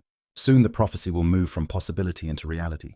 Soon the family torn apart by fear will confront one another once again. But for now, the palace remains quiet. The sea continues its endless rhythm beyond the cliffs. The stars shine above the kingdom, and Cronus remains unaware that the stranger walking through his halls is not merely a visitor. He is the future. He is the consequence of every fearful choice. And before long, the king will finally meet the destiny he has spent centuries trying to avoid. The palace sleeps beneath a sky filled with stars. Moonlight spills across terraces overlooking the sea. The scent of salt and olive wood drifts through the cool night air. Far below, waves strike the cliffs with slow, steady rhythm. Everything feels calm. Everything feels ordinary. Yet before another sunrise arrives, the world of Cronus will change forever. You walk through the silent halls beside the stranger who is no longer truly a stranger. Zeus moves with purpose now. The years of hiding are over. The years of preparation are ending. Ahead lies confrontation. Not only with a king, with a father. The distinction matters, because this story has always been about family as much as power. Ancient myths often hide profound emotional truths beneath supernatural events, and few truths are more powerful than this one. The wounds created within families rarely disappear. They wait, they linger, they return, just as the lost children of Cronus are about to return. Many traditions describe Zeus receiving aid from Meti, the wise titaness whose understanding reaches deeper than brute strength. According to several versions of the myth, she prepares a powerful mixture, a potion, a divine draught, something capable of forcing hidden things back into the light. The symbolism is striking. Truth itself often works this way. What has been buried eventually resurfaces. What has been denied eventually demands recognition. No ruler, no matter how powerful, can escape that forever. The plan unfolds quietly, almost invisibly. The palace continues functioning normally. Servants carry food through grand halls. Priests tend sacred fires. Advisors discuss matters of governance. Cronus notices nothing unusual, at least not yet. You find him seated upon his throne during a gathering of titans. Torchlight illuminates the chamber. The scent of burning cedar fills the air. The king appears thoughtful, perhaps tired. The years have worn upon him. Fear always extracts a price. Even when it succeeds, especially when it succeeds, the ceremony proceeds. Conversations flow. Nothing seems out of place. Then the moment arrives. Ancient storytellers describe it differently. Some emphasize divine intervention. Others focus upon clever strategy. The exact details vary. The outcome never changes. Cronus consumes the prepared mixture, and destiny begins moving. At first, nothing happens. The hall remains calm. The torches continue burning. The gathered titans continue speaking. Then discomfort appears upon the king's face. Subtle at first, barely noticeable. Moments later, the discomfort becomes impossible to ignore. The atmosphere changes instantly. Conversations stop. Silence spreads through the chamber. Everyone senses something unusual, something significant. Cronus rises abruptly from his throne. Confusion flashes across his features, then shock, then disbelief. Because the impossible is happening. The children he believed lost forever are returning, one by one. The ancient myths present the event with extraordinary imagery. Hestia returns, then Demeter, then Hera, then Hades, then Poseidon. The swallowed years vanish in an instant. The lost family stands before him once more. The moment feels almost impossible to imagine. Centuries of grief, centuries of separation, centuries of absence, suddenly undone. You watch the scene unfold. The great hall seems frozen in time. No one knows what to say. No one knows what to do. Even the torches appear motionless. The emotional weight of the moment overwhelms everything else. For Rhea, the experience feels like waking from a long nightmare. Children she believed forever lost now stand before her. Alive, whole, present. Ancient storytellers rarely linger on her reaction, yet it may be one of the most moving moments in the entire myth. A mother reunited with what fear stole from her. The joy feels almost unbearable. But joy is not the only emotion present. Far from it. The returned children carry their own experiences, their own memories, their own understanding of what happened. And standing before them now is the father responsible, the father whose fear shaped all their lives. Cronus stares at them in disbelief. His carefully constructed sense of security collapses around him. Every sacrifice, every terrible decision, every attempt to prevent the prophecy, all of it suddenly appears meaningless. The realization strikes with brutal force. Because the prophecy was never defeated. It was merely delayed. Ancient audiences would have recognized the irony immediately. The actions intended to prevent destiny have helped create it. A pattern repeated throughout mythology and throughout history. The harder someone tries to control the future, the more likely they become trapped by it. For a long moment, no one speaks. The silence feels sacred, heavy, transformative. Then Cronus notices something else. Someone else. Zeus. The young god stands among the reunited siblings. Confident, calm, no longer hidden, no longer pretending. The truth becomes unavoidable. The sixth child survived. The prophecy survived. The future survived. Everything he feared has arrived. The realization changes something within him. Not immediately into rage, not immediately into violence. First comes grief. Ancient myths do not always emphasize this detail, yet it deserves attention. Because in that moment, Cronus understands he has lost, not merely politically, personally. The family he hoped to protect has become the family he destroyed. The kingdom he tried to preserve now stands on the edge of war. The loneliness he spent centuries avoiding has finally become complete.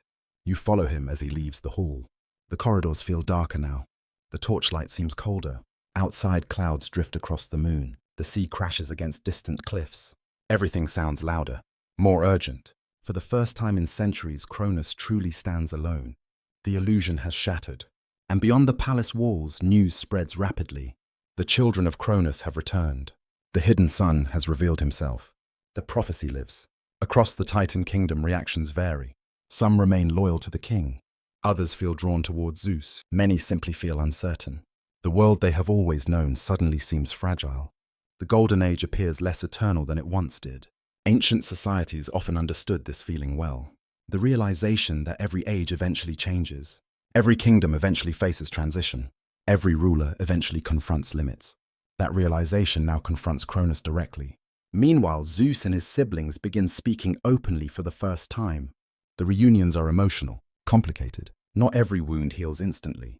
Not every relationship repairs itself overnight. Ancient myths rarely suggest otherwise.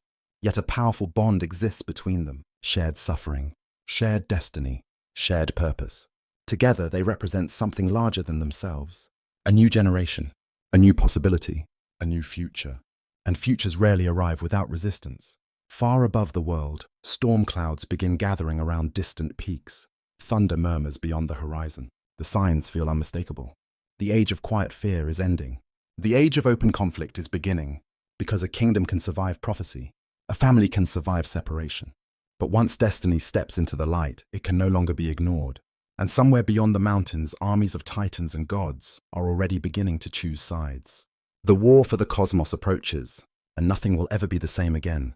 The first thunder arrives before the first battle. A low rumble echoes across distant mountains. The sound rolls through valleys and forests. It travels over rivers and sacred groves. People pause what they are doing and look toward the horizon. The sky itself seems uncertain.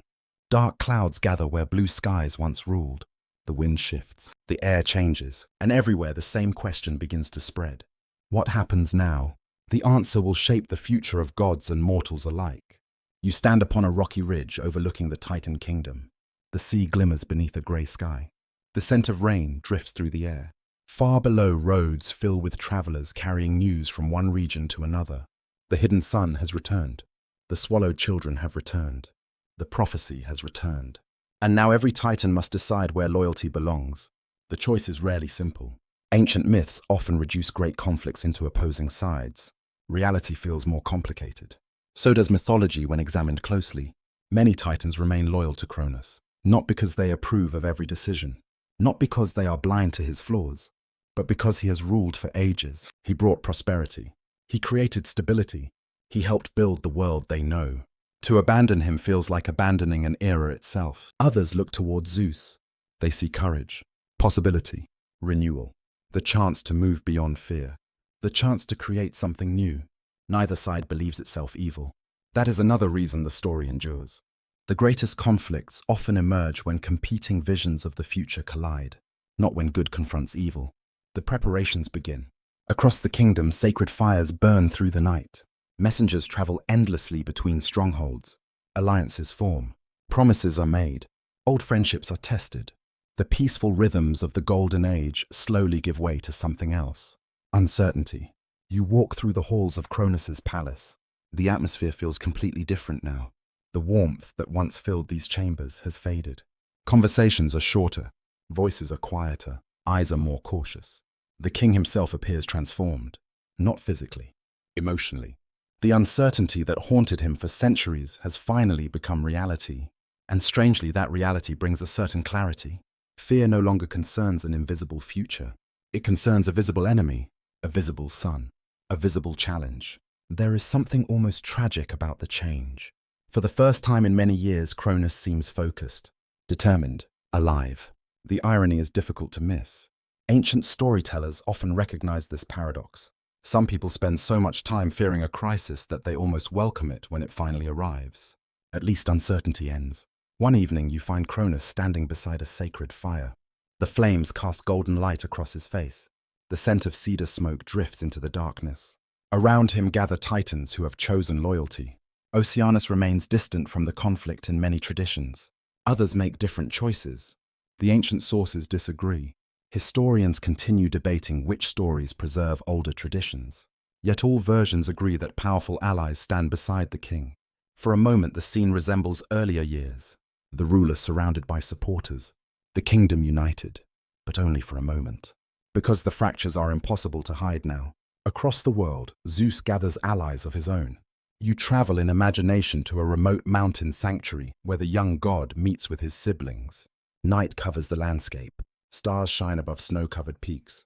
The air feels crisp and cold. A sacred fire burns in the center of the gathering. Its warmth pushes back the darkness. Around the flames sit Hestia, Demeter, Hera, Hades, Poseidon. The lost children are no longer lost. Each carries unique strengths. Each carries unique wounds. Yet they share a common purpose. The conversation continues deep into the night. Plans are discussed. Strategies considered. But beneath every practical concern lies a deeper question. What kind of world should come next? The question matters, because replacing a ruler means little if nothing truly changes. Zeus understands this. At least he hopes he does. Ancient mythology often presents him as ambitious, powerful, confident. Yet these early stories also reveal something else. A willingness to listen, a willingness to learn. Traits his father gradually lost. The war eventually begins. Later generations call it the Titanomachy, the great struggle between Titans and Olympians. A conflict so immense that poets struggle to describe it. Thunder shakes mountain peaks. The sea churns beneath violent storms. The earth trembles beneath the footsteps of divine armies. The imagery feels overwhelming. And yet the emotional center remains surprisingly personal. A family at war with itself. Parents against children. Siblings against relatives. The cosmos becoming a battlefield because fear and prophecy shattered trust. Ancient audiences never forgot that dimension. Nor should you. Days become months. Months become years. In some traditions, the war lasts a decade. An entire age defined by conflict. Victory proves elusive for both sides. The Titans remain powerful. The younger gods remain determined. Neither can gain a decisive advantage. You stand upon a hillside after one such battle. The sky glows red with sunset. The scent of rain-soaked earth fills the air. Far away, thunder still murmurs among distant mountains. Exhaustion hangs over everything. Even immortals grow weary. Especially immortals, because they cannot escape the consequences of endless struggle. One night, during the height of the conflict, Cronus experiences another dream, or perhaps a vision. Ancient traditions never fully separate the two. He stands within the ruins of his palace. The halls lie empty. The throne stands abandoned. Wind moves through broken doorways. At first, the scene appears devastating. Then something unexpected happens. Flowers begin growing between the stones, small flowers, fragile flowers, yet persistent. The image confuses him. What does it mean? Defeat, renewal, both. When he awakens, no answer comes, only questions. The uncertainty remains. Perhaps destiny intends it that way. Meanwhile, Zeus receives signs of his own. An eagle circles above a mountain summit. A sacred spring begins flowing more strongly than before. Priests speak of favorable omens. Whether these signs genuinely predict victory or merely strengthen morale remains impossible to know. That uncertainty forms part of the beauty of myth. The gods may send messages, or humans may discover meaning where they desperately need it. The distinction remains unresolved. The war continues. The world grows tired. The old order refuses to surrender. The new order refuses to retreat. And somewhere deep within both armies, a difficult realization begins to emerge. This conflict is no longer about who deserves power. It is about whether the future can be prevented. History offers its answer repeatedly. Mythology offers the same answer. The future may be delayed, resisted, feared, but rarely stopped. As another storm gathers beyond the horizon, lightning briefly illuminates the world below. Mountains, forests, seas, kingdoms, all waiting, all watching. Because the greatest battles of the Titanomachy have not yet been fought. And destiny is preparing one final transformation before the war can end. The war drags onward, year after year, storm after storm, season after season. What began as a struggle over prophecy has become something larger. A struggle between ages, a struggle between generations, a struggle between what was and what will be. You stand atop a mountain overlooking a world that feels exhausted. Dark clouds drift slowly across the sky. The wind carries the scent of rain and distant smoke. Far below, rivers continue their journey toward the sea, as if nothing has changed. Nature often behaves this way. Kingdoms rise and fall. Armies gather and disappear. Yet the rivers continue flowing. The stars continue shining. The earth continues turning. Perhaps that is why ancient myths so often return to nature. It reminds even gods that they are not the center of everything. Cronus is beginning to understand this lesson. Though understanding arrives painfully, the years of war have changed him. The confident ruler of the Golden Age feels increasingly distant. The fearful king who swallowed his children feels distant too. Both versions remain part of him, yet neither fully captures who he has become. Now he is something else, a weary ruler watching the world transform around him. You walk beside him through a Titan stronghold carved into the side of a mountain. The halls are immense. Their stone walls glow softly in torchlight. The scent of burning pine fills the air. Titans move through the corridors preparing for another campaign. Yet beneath their determination lies something new. Doubt. Not everyone speaks of it openly. Few dare. But the feeling spreads quietly, like mist rolling through a valley before dawn. Because the war no longer feels temporary. It feels inevitable. Many who once believed victory certain now speak with greater caution. The younger gods continue returning, continue advancing, continue surviving. Every setback seems only to strengthen them. One evening, Cronus climbs alone to a high overlook above the fortress. The path winds through ancient pines. Cool mountain air brushes against his skin. The scent of resin and wet earth drifts through the darkness. Far away, lightning flashes beyond distant peaks. The king pauses beside a cliff edge. Below him stretches the world he once ruled without challenge. The sight awakens memories. He remembers the first years after Uranus fell. The excitement, the hope, the certainty that a better age had begun. He remembers walking beside Rhea beneath clear skies. He remembers harvest festivals, sacred ceremonies, moments of laughter, moments of peace. The memories arrive unexpectedly, and with them comes a difficult realization. He spent centuries protecting his throne, yet somewhere along the way, he stopped protecting the things that made the throne worth having. The thought lingers. Ancient storytellers rarely portray this period as simple arrogance. Many traditions suggest something more tragic. A ruler gradually recognizing the cost of his own decisions. Recognition does not erase responsibility, but it deepens the story. Because villains rarely see themselves as villains. They see themselves as people trying to survive. Cronus is no exception. Meanwhile, far across the world, Zeus continues gathering strength. The younger gods have discovered powerful allies. Ancient myths describe the release of the Cyclopes and the hundred-handed ones, the very beings Uranus once imprisoned. The same beings whose suffering helped inspire Cronus's rebellion long ago. The irony is striking. History seems to repeat itself. The imprisoned become liberators. The liberators become rulers. The rulers become fearful. And once again the forgotten are called upon to change the future. You travel in imagination to a hidden cavern deep beneath the earth. The air feels cool and damp. Water drips from stone ceilings. Torchlight flickers against ancient walls. Here powerful beings emerge into freedom after ages of confinement. The Cyclopes offer extraordinary gifts. The thunderbolt, the trident, the helm of darkness. Symbols that will shape future mythology forever. Some researchers believe these stories preserve echoes of ancient ritual traditions. Others see symbolic representations of divine authority. The debate continues. The mystery remains, yet within the narrative their meaning feels clear. The future has gained new strength. Back in the Titan camp, rumors spread quickly. Every new alliance concerns the loyalists. Every new victory raises questions. How much longer can this continue? No one knows. Not even Cronus. One night as rain falls softly upon the mountains, he receives a visitor. An elderly Titan who has served him faithfully for ages. The two sit beside a sacred fire. The flames crackle gently.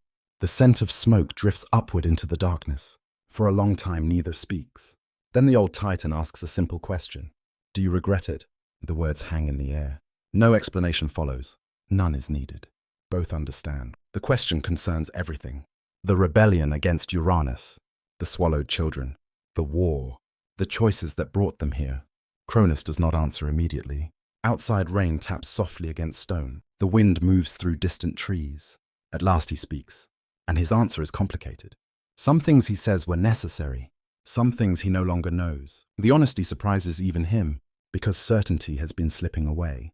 Gradually, relentlessly, ancient myths often celebrate heroes who possess unwavering confidence. Yet wisdom sometimes begins when confidence ends, when someone finally admits uncertainty. Whether Cronus has truly reached wisdom remains unclear. But something is changing. The following morning brings another omen. A great eagle circles above the fortress. Higher and higher it climbs until it vanishes into sunlight. Priests debate its meaning immediately. Some interpret the bird as a symbol of Zeus. Others reject that conclusion. Arguments continue throughout the day.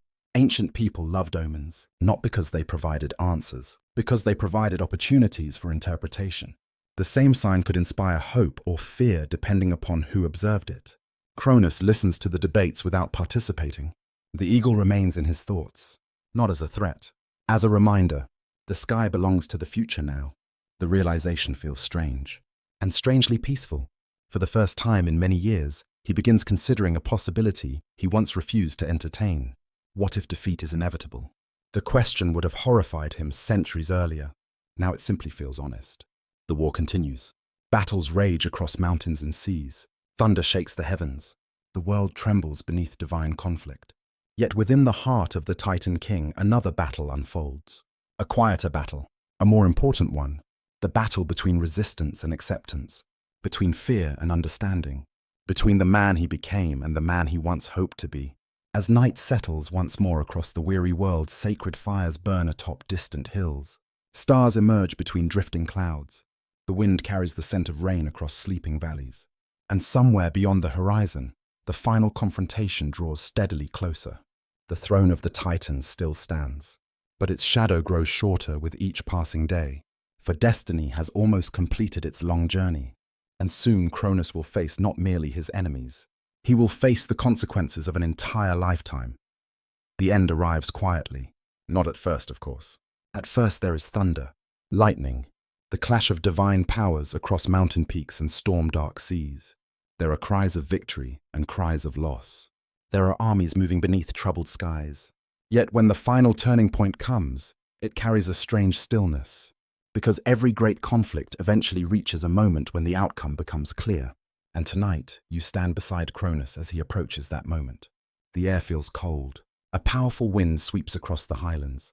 Dark clouds drift overhead, torn apart by flashes of silver lightning. Far below, forests sway beneath the approaching storm. The scent of rain fills the world. The war has lasted for years, perhaps longer. Ancient storytellers preserve different timelines. Historians continue debating how various traditions evolved. Yet all versions agree on one truth. The struggle has reached its conclusion. The younger gods now possess overwhelming momentum. Their alliances have grown, their confidence has grown, and perhaps most importantly, their vision of the future has grown. The old world is losing its hold. You walk through the final Titan encampment. Sacred fires burn low. The atmosphere feels subdued. No one speaks loudly anymore. No one boasts of victory. The certainty that once filled these halls has faded. In its place remains determination and resignation, an unusual combination. Cronus moves among his followers. Some bow respectfully. Others simply watch. Their king remains imposing. Yet something about him has changed. The fear that dominated so much of his life seems strangely absent, not because the danger has disappeared, because it has arrived. The thing he dreaded for centuries now stands before him. There is no more waiting, no more imagining, no more wondering, only reality. And reality often feels different from fear. Ancient myths understand this well. Fear expands endlessly in darkness. Reality possesses edges, limits, shapes. It can finally be confronted. One evening shortly before the final battle, Cronus climbs a mountain alone. You accompany him through imagination. The path rises through rocky slopes scattered with ancient pines. The scent of resin drifts through the wind. Clouds move slowly overhead. The sky glows with fading evening light. At the summit he pauses. The world stretches endlessly in every direction. Rivers shimmer beneath twilight. The sea reflects the last traces of the sun. Distant valleys disappear beneath gathering shadows. For a long time he simply watches. No throne, no army, no advisors, only the king and the world he once ruled. The moment feels sacred, reflective, almost peaceful. And perhaps for the first time in centuries, he allows himself complete honesty. He remembers Uranus, his father, the ruler he once opposed. For so long, Cronus believed himself different, better, wiser, stronger. Yet standing here, he recognizes a painful truth. They shared more similarities than he ever wished to admit. Both feared losing power. Both feared the future. Both allowed fear to shape their decisions. The realization does not arrive as condemnation. It arrives as understanding. A quiet understanding. The kind that comes late in life. The kind that cannot change the past. Only illuminate it. Far below, lightning flashes across the horizon. The storm approaches. So does destiny. The final battle begins at dawn. Ancient poets describe it with magnificent imagery. Thunderbolts illuminate the heavens. Mountains tremble. The sea rises against the shore. The earth itself seems caught between competing futures. You stand amid the chaos and witness a conflict unlike any before it. Yet even here, amidst divine warfare, the emotional center remains deeply personal. A father and son moving toward inevitable confrontation. Cronus and Zeus. The old age and the new. The past and the future. Neither can avoid the meeting. Neither can retreat. For years, prophecy has been guiding them toward this exact moment, and now the moment has arrived. When they finally face one another, ancient traditions vary in detail. Some emphasize overwhelming force, others highlight strategy. Still others focus upon divine weapons and cosmic power. The specifics differ. The outcome remains unchanged. Zeus prevails. The younger gods prevail. The age of the Titans comes to an end. The age of Olympus begins. Simple words, yet they contain an entire world's transformation. As the battle concludes, silence gradually replaces thunder. The storm begins moving away. Clouds drift toward distant horizons. The scent of rain lingers in the air. The earth feels exhausted. The sky feels larger somehow, as though it has been waiting for this moment. Cronus stands amid the aftermath. Defeated, not destroyed, not erased, defeated. The distinction matters, because myths often reveal something important about endings. The greatest figures are rarely removed completely. Their influence survives. Their stories survive. Their lessons survive. Cronus understands this better than most, for he himself once replaced Uranus, and still the memory of Uranus endured. Now the same process begins again. The cycle continues. Ancient audiences often interpreted this as one of the deepest truths within mythology. No age lasts forever. No ruler remains forever. Every generation eventually inherits the world from the one before. The transition may be peaceful or painful, but it comes nonetheless. Nearby stands Zeus, victorious, the prophecy fulfilled, the future realized.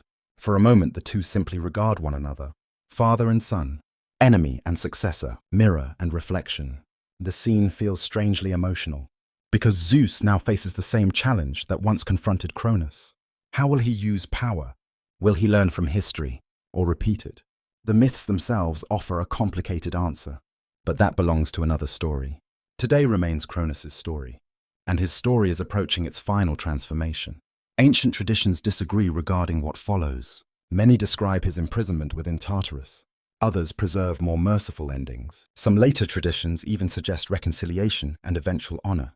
Historians continue debating these variations. No single version achieved complete dominance. The uncertainty itself becomes meaningful, because perhaps people never fully agreed on who Cronus truly was. A tyrant, a tragic king, a cautionary tale, a fallen hero. Different generations answered differently. As twilight settles across the world, once more, the last king of the Titans looks upon the changing horizon. The golden age has ended. The throne is gone. The prophecy has come true. Everything he feared has happened. And yet something unexpected emerges. Relief. Not joy, not happiness. Relief. The struggle is over.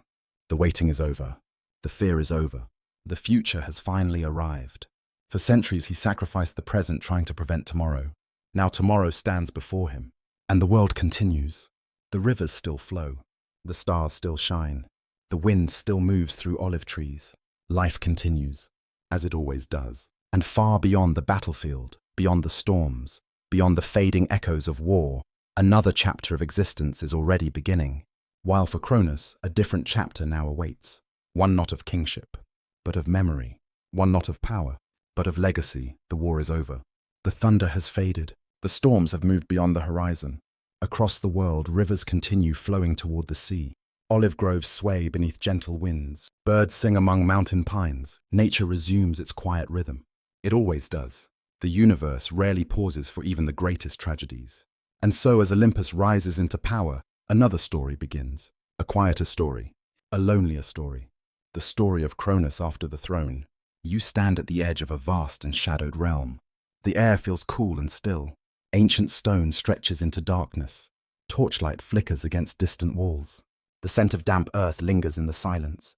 This is Tartarus, or one version of Tartarus remembered through myth. Ancient traditions never described it in exactly the same way.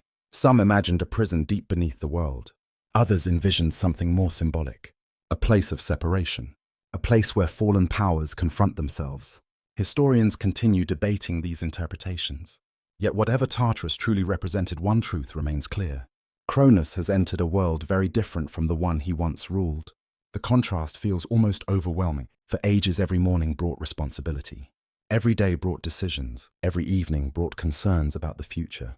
Now for the first time in countless centuries, none of those burdens remain. The throne is gone. The kingdom is gone. The war is gone.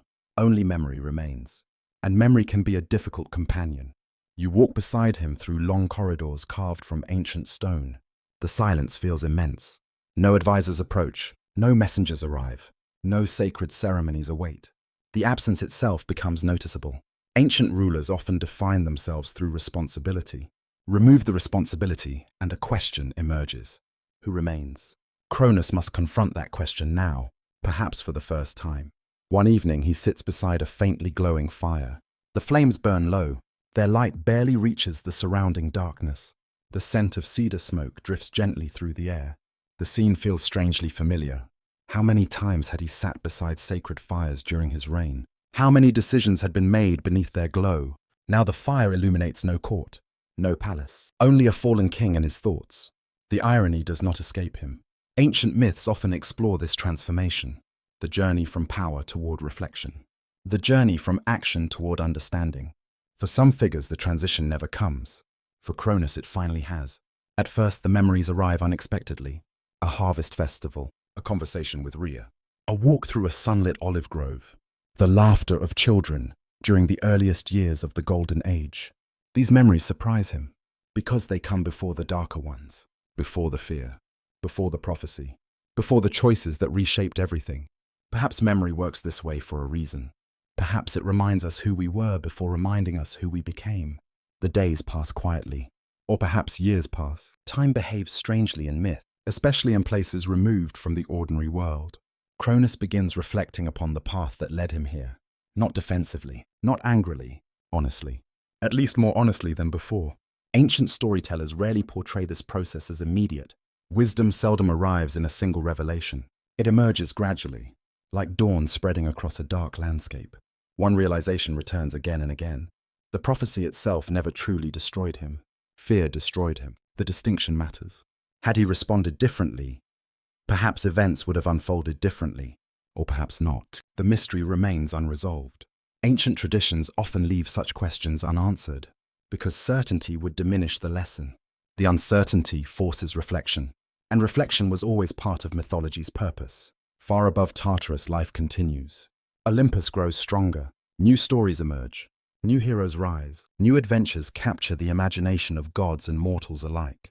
The world moves forward. At first, this realization feels painful. Then something unexpected happens. The pain begins to soften, not disappear, soften.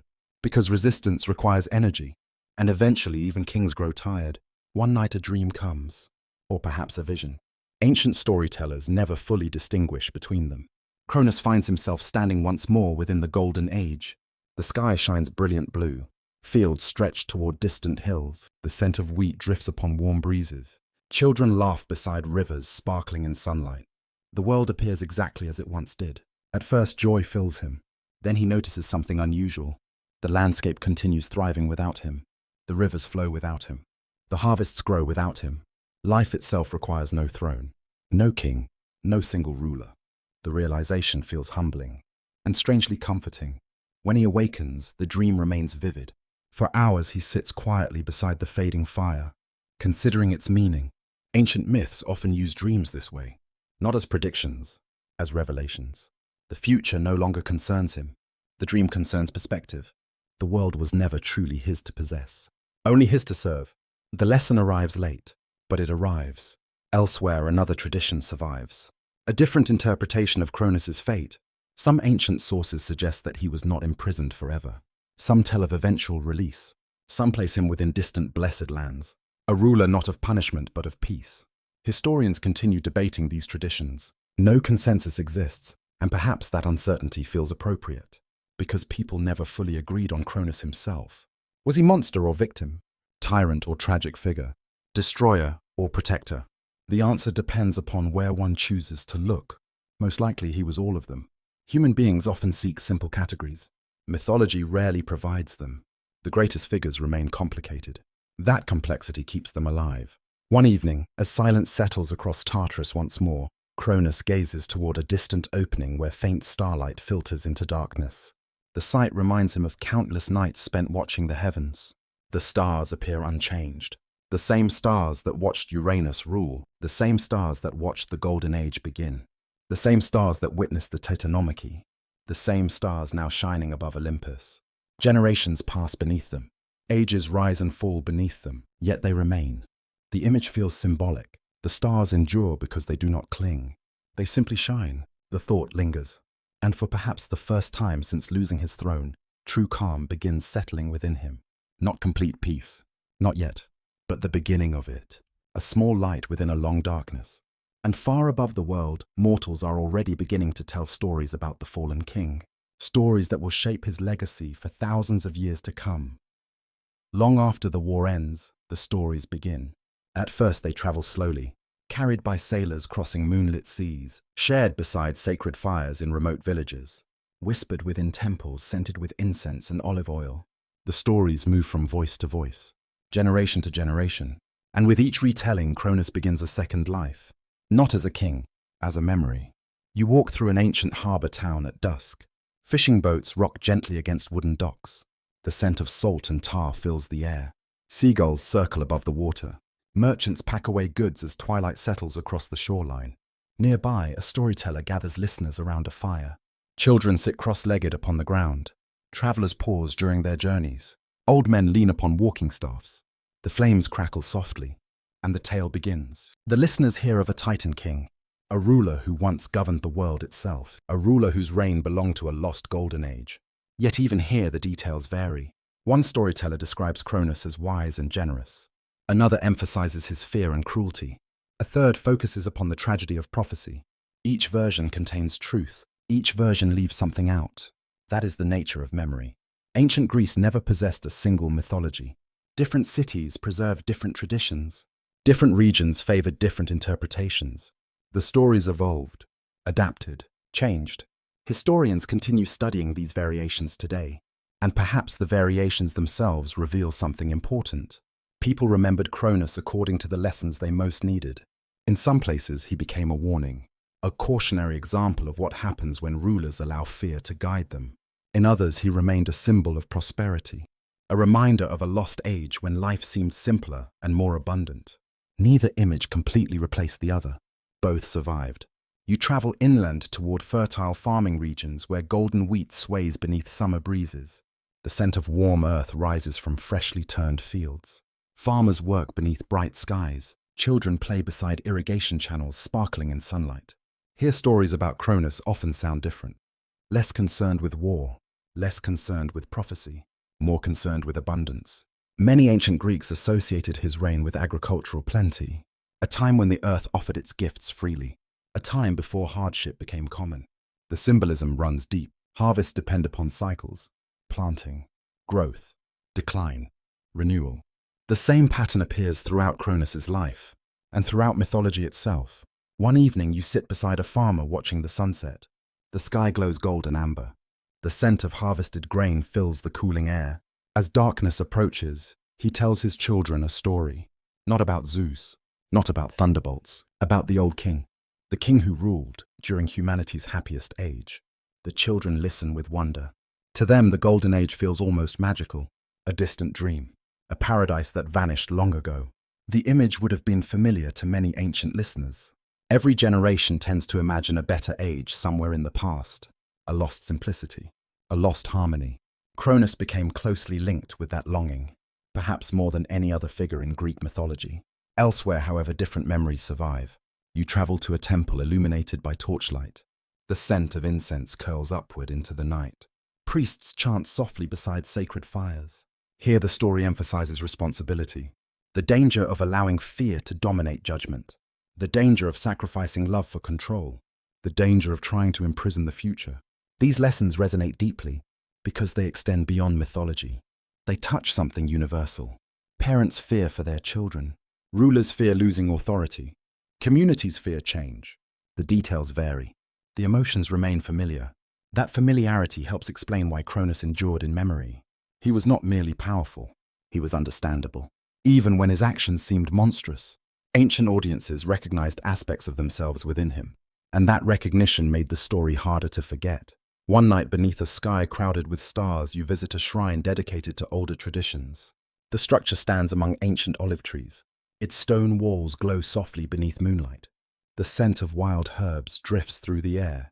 A priestess tends a small fire at the center of the sanctuary. She speaks of Cronus differently, not as hero, not as villain, as a symbol of time itself. The idea fascinates you. Several ancient traditions gradually connected Cronus with broader themes: cycles, seasons, harvests, the passage of ages. Scholars continue debating how these associations developed. Some connections may have emerged later. Others perhaps reach back into very ancient religious beliefs. The exact answer remains uncertain. Yet the symbolism feels appropriate. Cronus spent his life trying to stop change, yet eventually became one of mythology's greatest symbols of change. The irony is profound, and perhaps intentional. As centuries pass, the stories continue evolving. Poets compose new versions. Artists paint scenes from the Titanomachy. Sculptors carve images of gods and titans into marble. Every generation reshapes the myth slightly, yet certain themes remain remarkably consistent: fear, destiny, family, power, loss, legacy. The story survives because those themes never disappear. They belong to every age. You walk through a bustling festival held beneath lantern-lit streets. Music fills the evening air. The scent of roasted food drifts between crowded stalls. Laughter echoes across the gathering. Among the celebrations, old stories are still being told. Some listeners know every detail. Others hear them for the first time. Yet all remain captivated. Because mythology does more than preserve events. It preserves questions. Questions without permanent answers. Was Cronus doomed from the beginning? Could he have chosen differently? Did prophecy create his downfall? Or did fear? Ancient listeners debated these questions endlessly. Modern readers still do. The mystery remains alive. And perhaps that is exactly why the story continues. Not because it provides certainty, because it invites reflection. Far away beyond mortal sight, the former king remains part of memory now. A figure shaped by countless voices. Some sympathetic, some critical, all incomplete. yet taken together they create something remarkable. A portrait not of perfection, but of complexity. And complexity often survives longer than simplicity. As night deepens across Greece, stars emerge above temples, farms, harbors, and mountain villages. The same stars shine over every storyteller. The same stars once shone over the Golden Age itself. And beneath their silent light, the memory of Cronus continues spreading through the world. No longer ruling kingdoms, no longer commanding armies, yet perhaps more powerful in another way. For stories possess a kind of immortality that even kings cannot control. And the story of Cronus is far from finished. The centuries continue their quiet journey. Empires rise, cities grow. Temples are built beside harbors and mountain slopes. Children become parents. Parents become ancestors. The world changes. Yet some stories refuse to disappear. They adapt instead. They travel. They find new voices. And so the memory of Cronus begins another transformation. You stand upon a hillside overlooking the Mediterranean at sunset. The sea glows with shades of gold and crimson. The scent of wild rosemary drifts through the warm air. Far below, ships move slowly across shining waters. Each vessel carries more than goods. It carries ideas, beliefs, stories. The ancient world was connected by such journeys. And among the stories traveling from shore to shore was the tale of the Titan King. As generations passed, different cultures encountered the myth. Some embraced parts of it. Some reshaped it. Some combined it with traditions of their own. This process happened often in the ancient world. Stories rarely remained unchanged. They evolved like rivers finding new paths. One of the most fascinating transformations involved a figure known to the Romans as Saturn. Today, historians continue debating exactly how Greek and Roman traditions blended over time. The process was gradual, complex, never entirely straightforward. Yet eventually many people began seeing connections between Cronus and Saturn. The association proved powerful and enduring. You walk through a Roman farming settlement during the height of summer. Golden fields stretch toward distant hills. The scent of grain fills the warm air. Farmers move steadily beneath bright skies. Nearby stands a small shrine decorated with simple offerings, fresh fruit, bundles of wheat, clay vessels filled with oil. The atmosphere feels peaceful, grounded. Here Saturn is remembered not primarily as a fallen king, but as a guardian of agriculture, a figure linked with abundance and harvests. The emphasis feels familiar. After all, many Greek traditions already associated Cronus with the prosperity of the Golden Age. The connection makes sense, yet something deeper is happening as well. The story is changing. The fearful father who swallowed his children begins sharing space with another image. The bringer of plenty, the ruler of a remembered paradise, the keeper of ancient wisdom. Different aspects rise and fall depending upon what each society values. Perhaps this reveals something important about mythology. Stories often become mirrors. People see what they most need to see. One evening you attend a festival unlike anything that existed during Cronus's lifetime. The streets glow with torchlight, music fills the air, laughter echoes through crowded plazas. The scent of roasted food mingles with incense and fresh wine. This is Saturnalia, one of the most beloved festivals in the Roman world. Ancient traditions surrounding the celebration evolved over time, yet many participants viewed it as a remembrance of an earlier age, a happier age, an age of equality and abundance, an echo of the Golden Age itself. For several days, ordinary rules relax. Social boundaries soften. People exchange gifts. Communities celebrate together. The atmosphere feels joyful, almost dreamlike, as though the world briefly remembers something it once lost. The symbolism feels striking. The memory of Cronus survives not through fear, but through hope, through nostalgia, through the enduring belief that life can be generous. Historians continue exploring these connections. Some researchers emphasize cultural exchange. Others focus on religious symbolism. The details remain debated. Yet the broader pattern is clear. The legacy of Cronus has expanded beyond its original form, and that expansion reveals the remarkable flexibility of myth.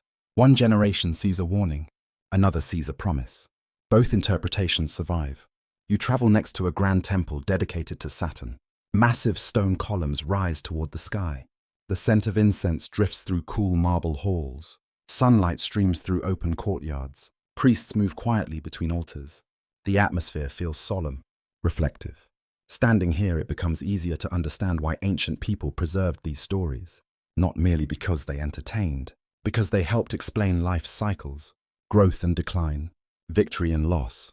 beginnings and endings. The same themes that shape Cronus's life continue shaping human experience. That connection never fades. Far away beyond temples and festivals, philosophers begin offering their own interpretations. They ask questions older storytellers rarely ask directly. What does Cronus represent? Time, change, the passing of generations, human attempts to resist the inevitable. Ancient thinkers rarely agreed completely. Modern scholars rarely agree completely either. The mystery remains alive, and perhaps that is fitting. The most enduring symbols often resist simple explanations. One night beneath a sky crowded with stars, you sit beside a sacred fire, listening to a philosopher speak. The flames cast dancing shadows across the ground. The scent of cedar smoke rises into the darkness. Around you, listeners remain silent, thoughtful. The philosopher suggests that every age experiences its own version of the Cronus story. Every generation inherits a world from those who came before. Every generation eventually passes that world onward. The process can be graceful or painful, but it cannot be avoided. The observation feels profound and surprisingly gentle, for beneath all the mythology lies a simple truth. Life moves forward, always.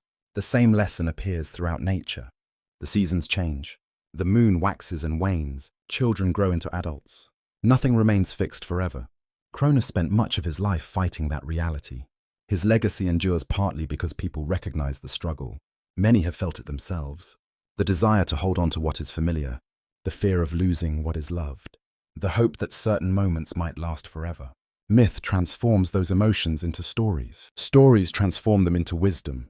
As the centuries continue passing, artists, poets, and storytellers keep returning to the old king. Sometimes they portray him as stern, sometimes thoughtful, sometimes tragic. Rarely simple. The complexity remains essential, because complexity feels true. The world itself is complicated. Human beings are complicated. Why should mythology be any different? You stand once more beside the sea, as twilight settles across the horizon. The waves glow beneath fading sunlight. The scent of salt drifts through the evening breeze. Far above the first stars begin appearing. The same stars that watched the Titans. The same stars that watched Olympus rise. The same stars now watching countless generations tell and retell the story. And through every retelling, Cronus continues changing, not disappearing. Changing, becoming larger than a single myth. Becoming a symbol carried across cultures and centuries. A reminder that even fallen kings can leave lasting echoes. And those echoes still have more to teach. For beyond the stories themselves lies an even deeper question.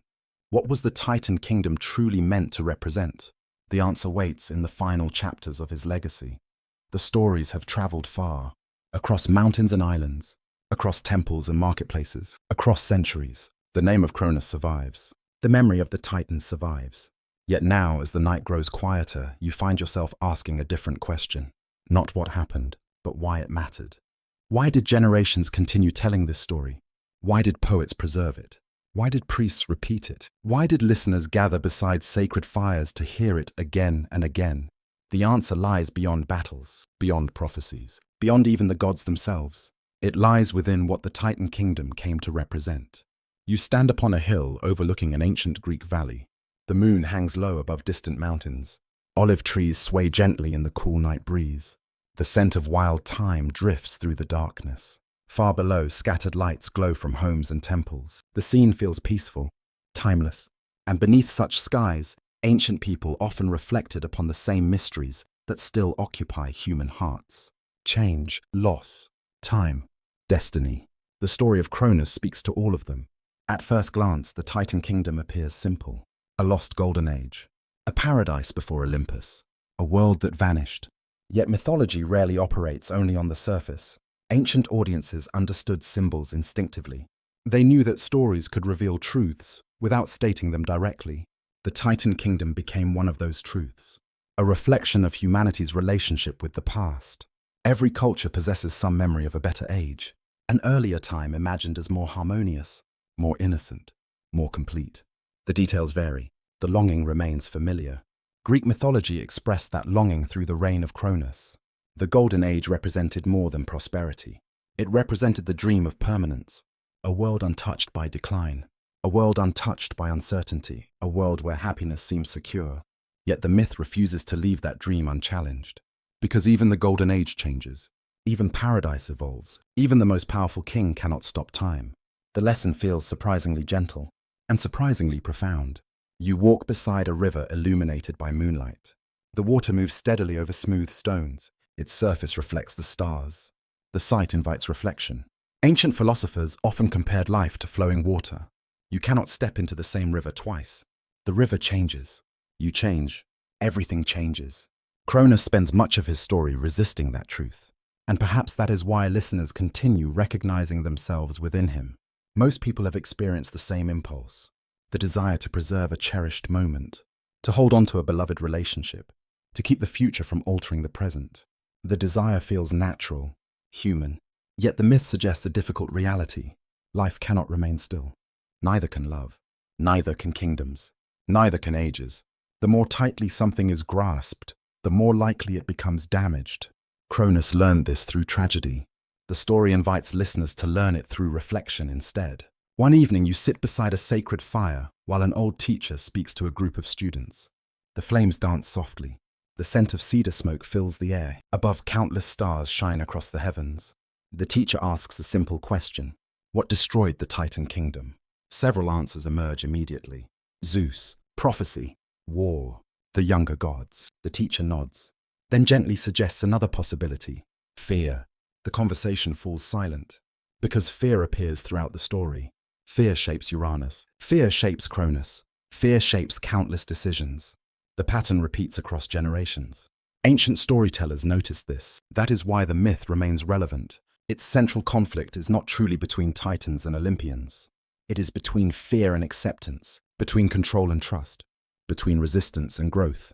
The battle simply wears divine faces. You continue your journey through sacred landscapes, filled with memory. Ancient ruins stand beneath moonlit skies. Broken columns rise from fields of grass and wildflowers. The scent of earth lingers after evening rain. Some researchers believe these ruins influenced the way later Greeks imagined earlier ages.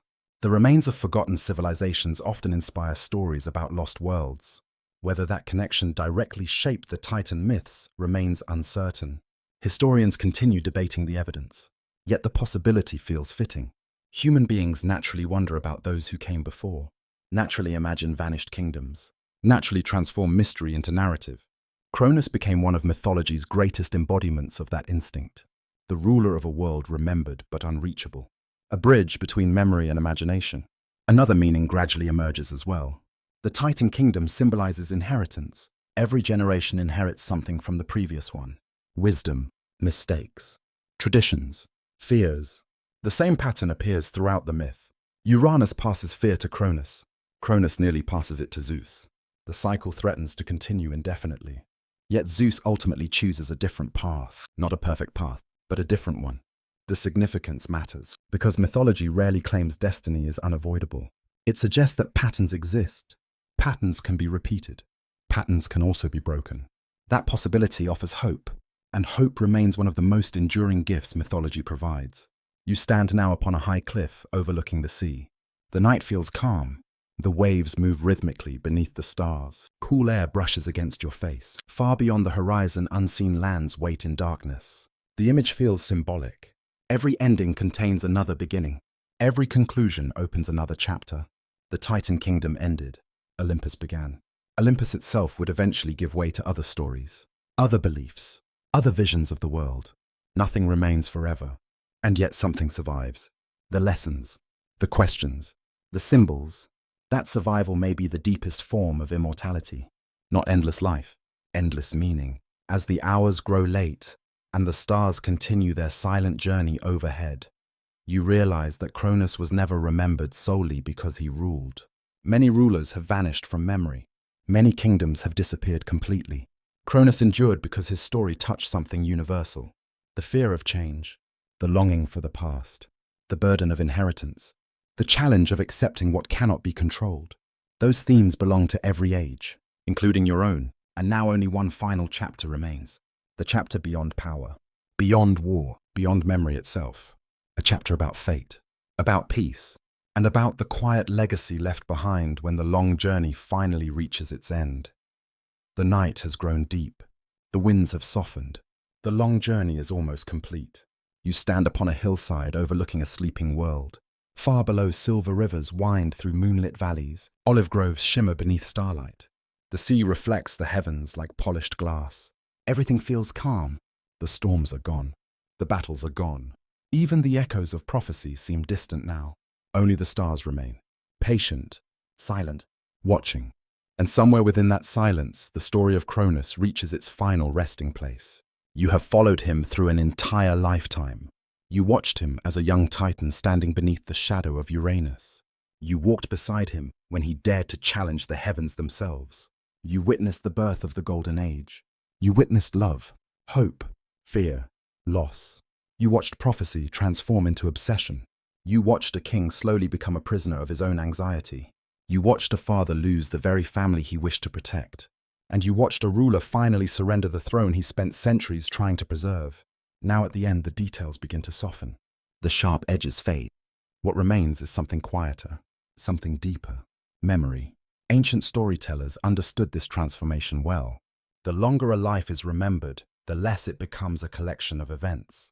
And the more it becomes a reflection, a lesson, a symbol. Cronus eventually became all three. You find him once more beside a small fire. Whether this place is Tartarus, a distant blessed land, or simply the landscape of myth itself, hardly matters now. The fire burns gently, the scent of cedar smoke drifts upward. The surrounding darkness feels peaceful rather than threatening. Above him stretches the same sky that watched every chapter of his story. The same stars, the same constellations, the same silent witnesses. For a long time he simply watches them. No throne remains beside him. No army waits for orders. No prophecy hangs over the future. There is nothing left to defend. Nothing left to control, and perhaps that is why peace finally becomes possible. Not because every wound healed, not because every regret vanished, but because resistance ended. Ancient myths often speak about fate. Modern readers sometimes imagine fate as a chain, a prison, an unavoidable destination. Yet the story of Cronus suggests something more subtle. The prophecy itself did not define him. His response to it did. The future arrived regardless, but the choices he made along the way shaped the meaning of that arrival. The distinction feels important, especially now. You listen to the soft crackle of the fire. The sound blends with distant wind moving through unseen trees.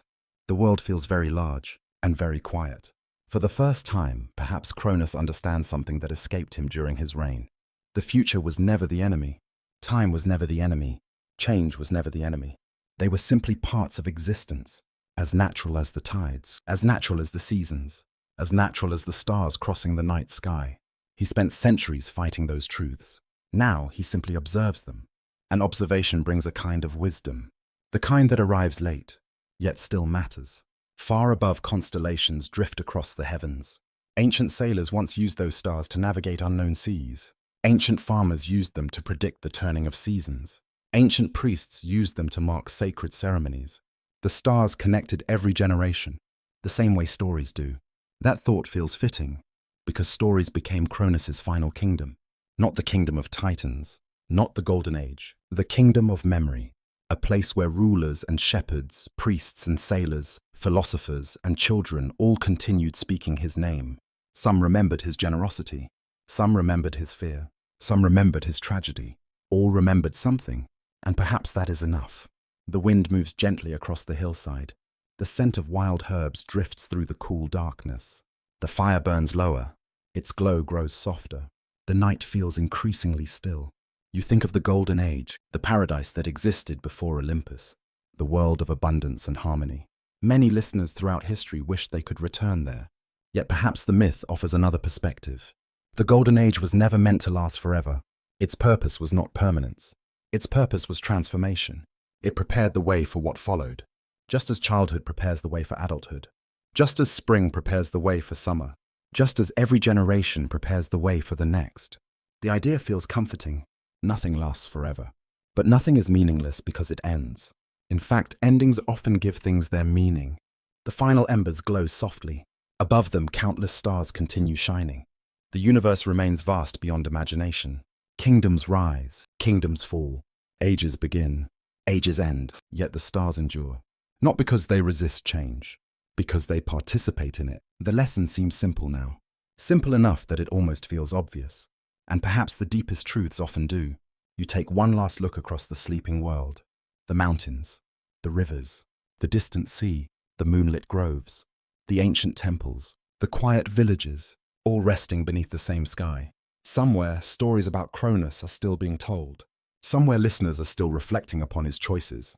Somewhere, the memory of the Titan kingdom still glows like a distant fire against the darkness, not bright enough to command the world, bright enough to guide reflection, bright enough to remind future generations that fear cannot stop tomorrow. That power cannot preserve a single moment forever. And that wisdom sometimes arrives only after the struggle ends. The fire finally settles into glowing embers, the wind grows softer still. The stars continue their patient journey overhead. And beneath their timeless light, the last king of the Titans becomes what he was always destined to become. Not merely a ruler, not merely a warning, not merely a legend, a memory. A quiet memory carried across centuries. And as the night deepens and the world drifts towards sleep, that memory gently fades into the starlit silence from which all ancient stories eventually return.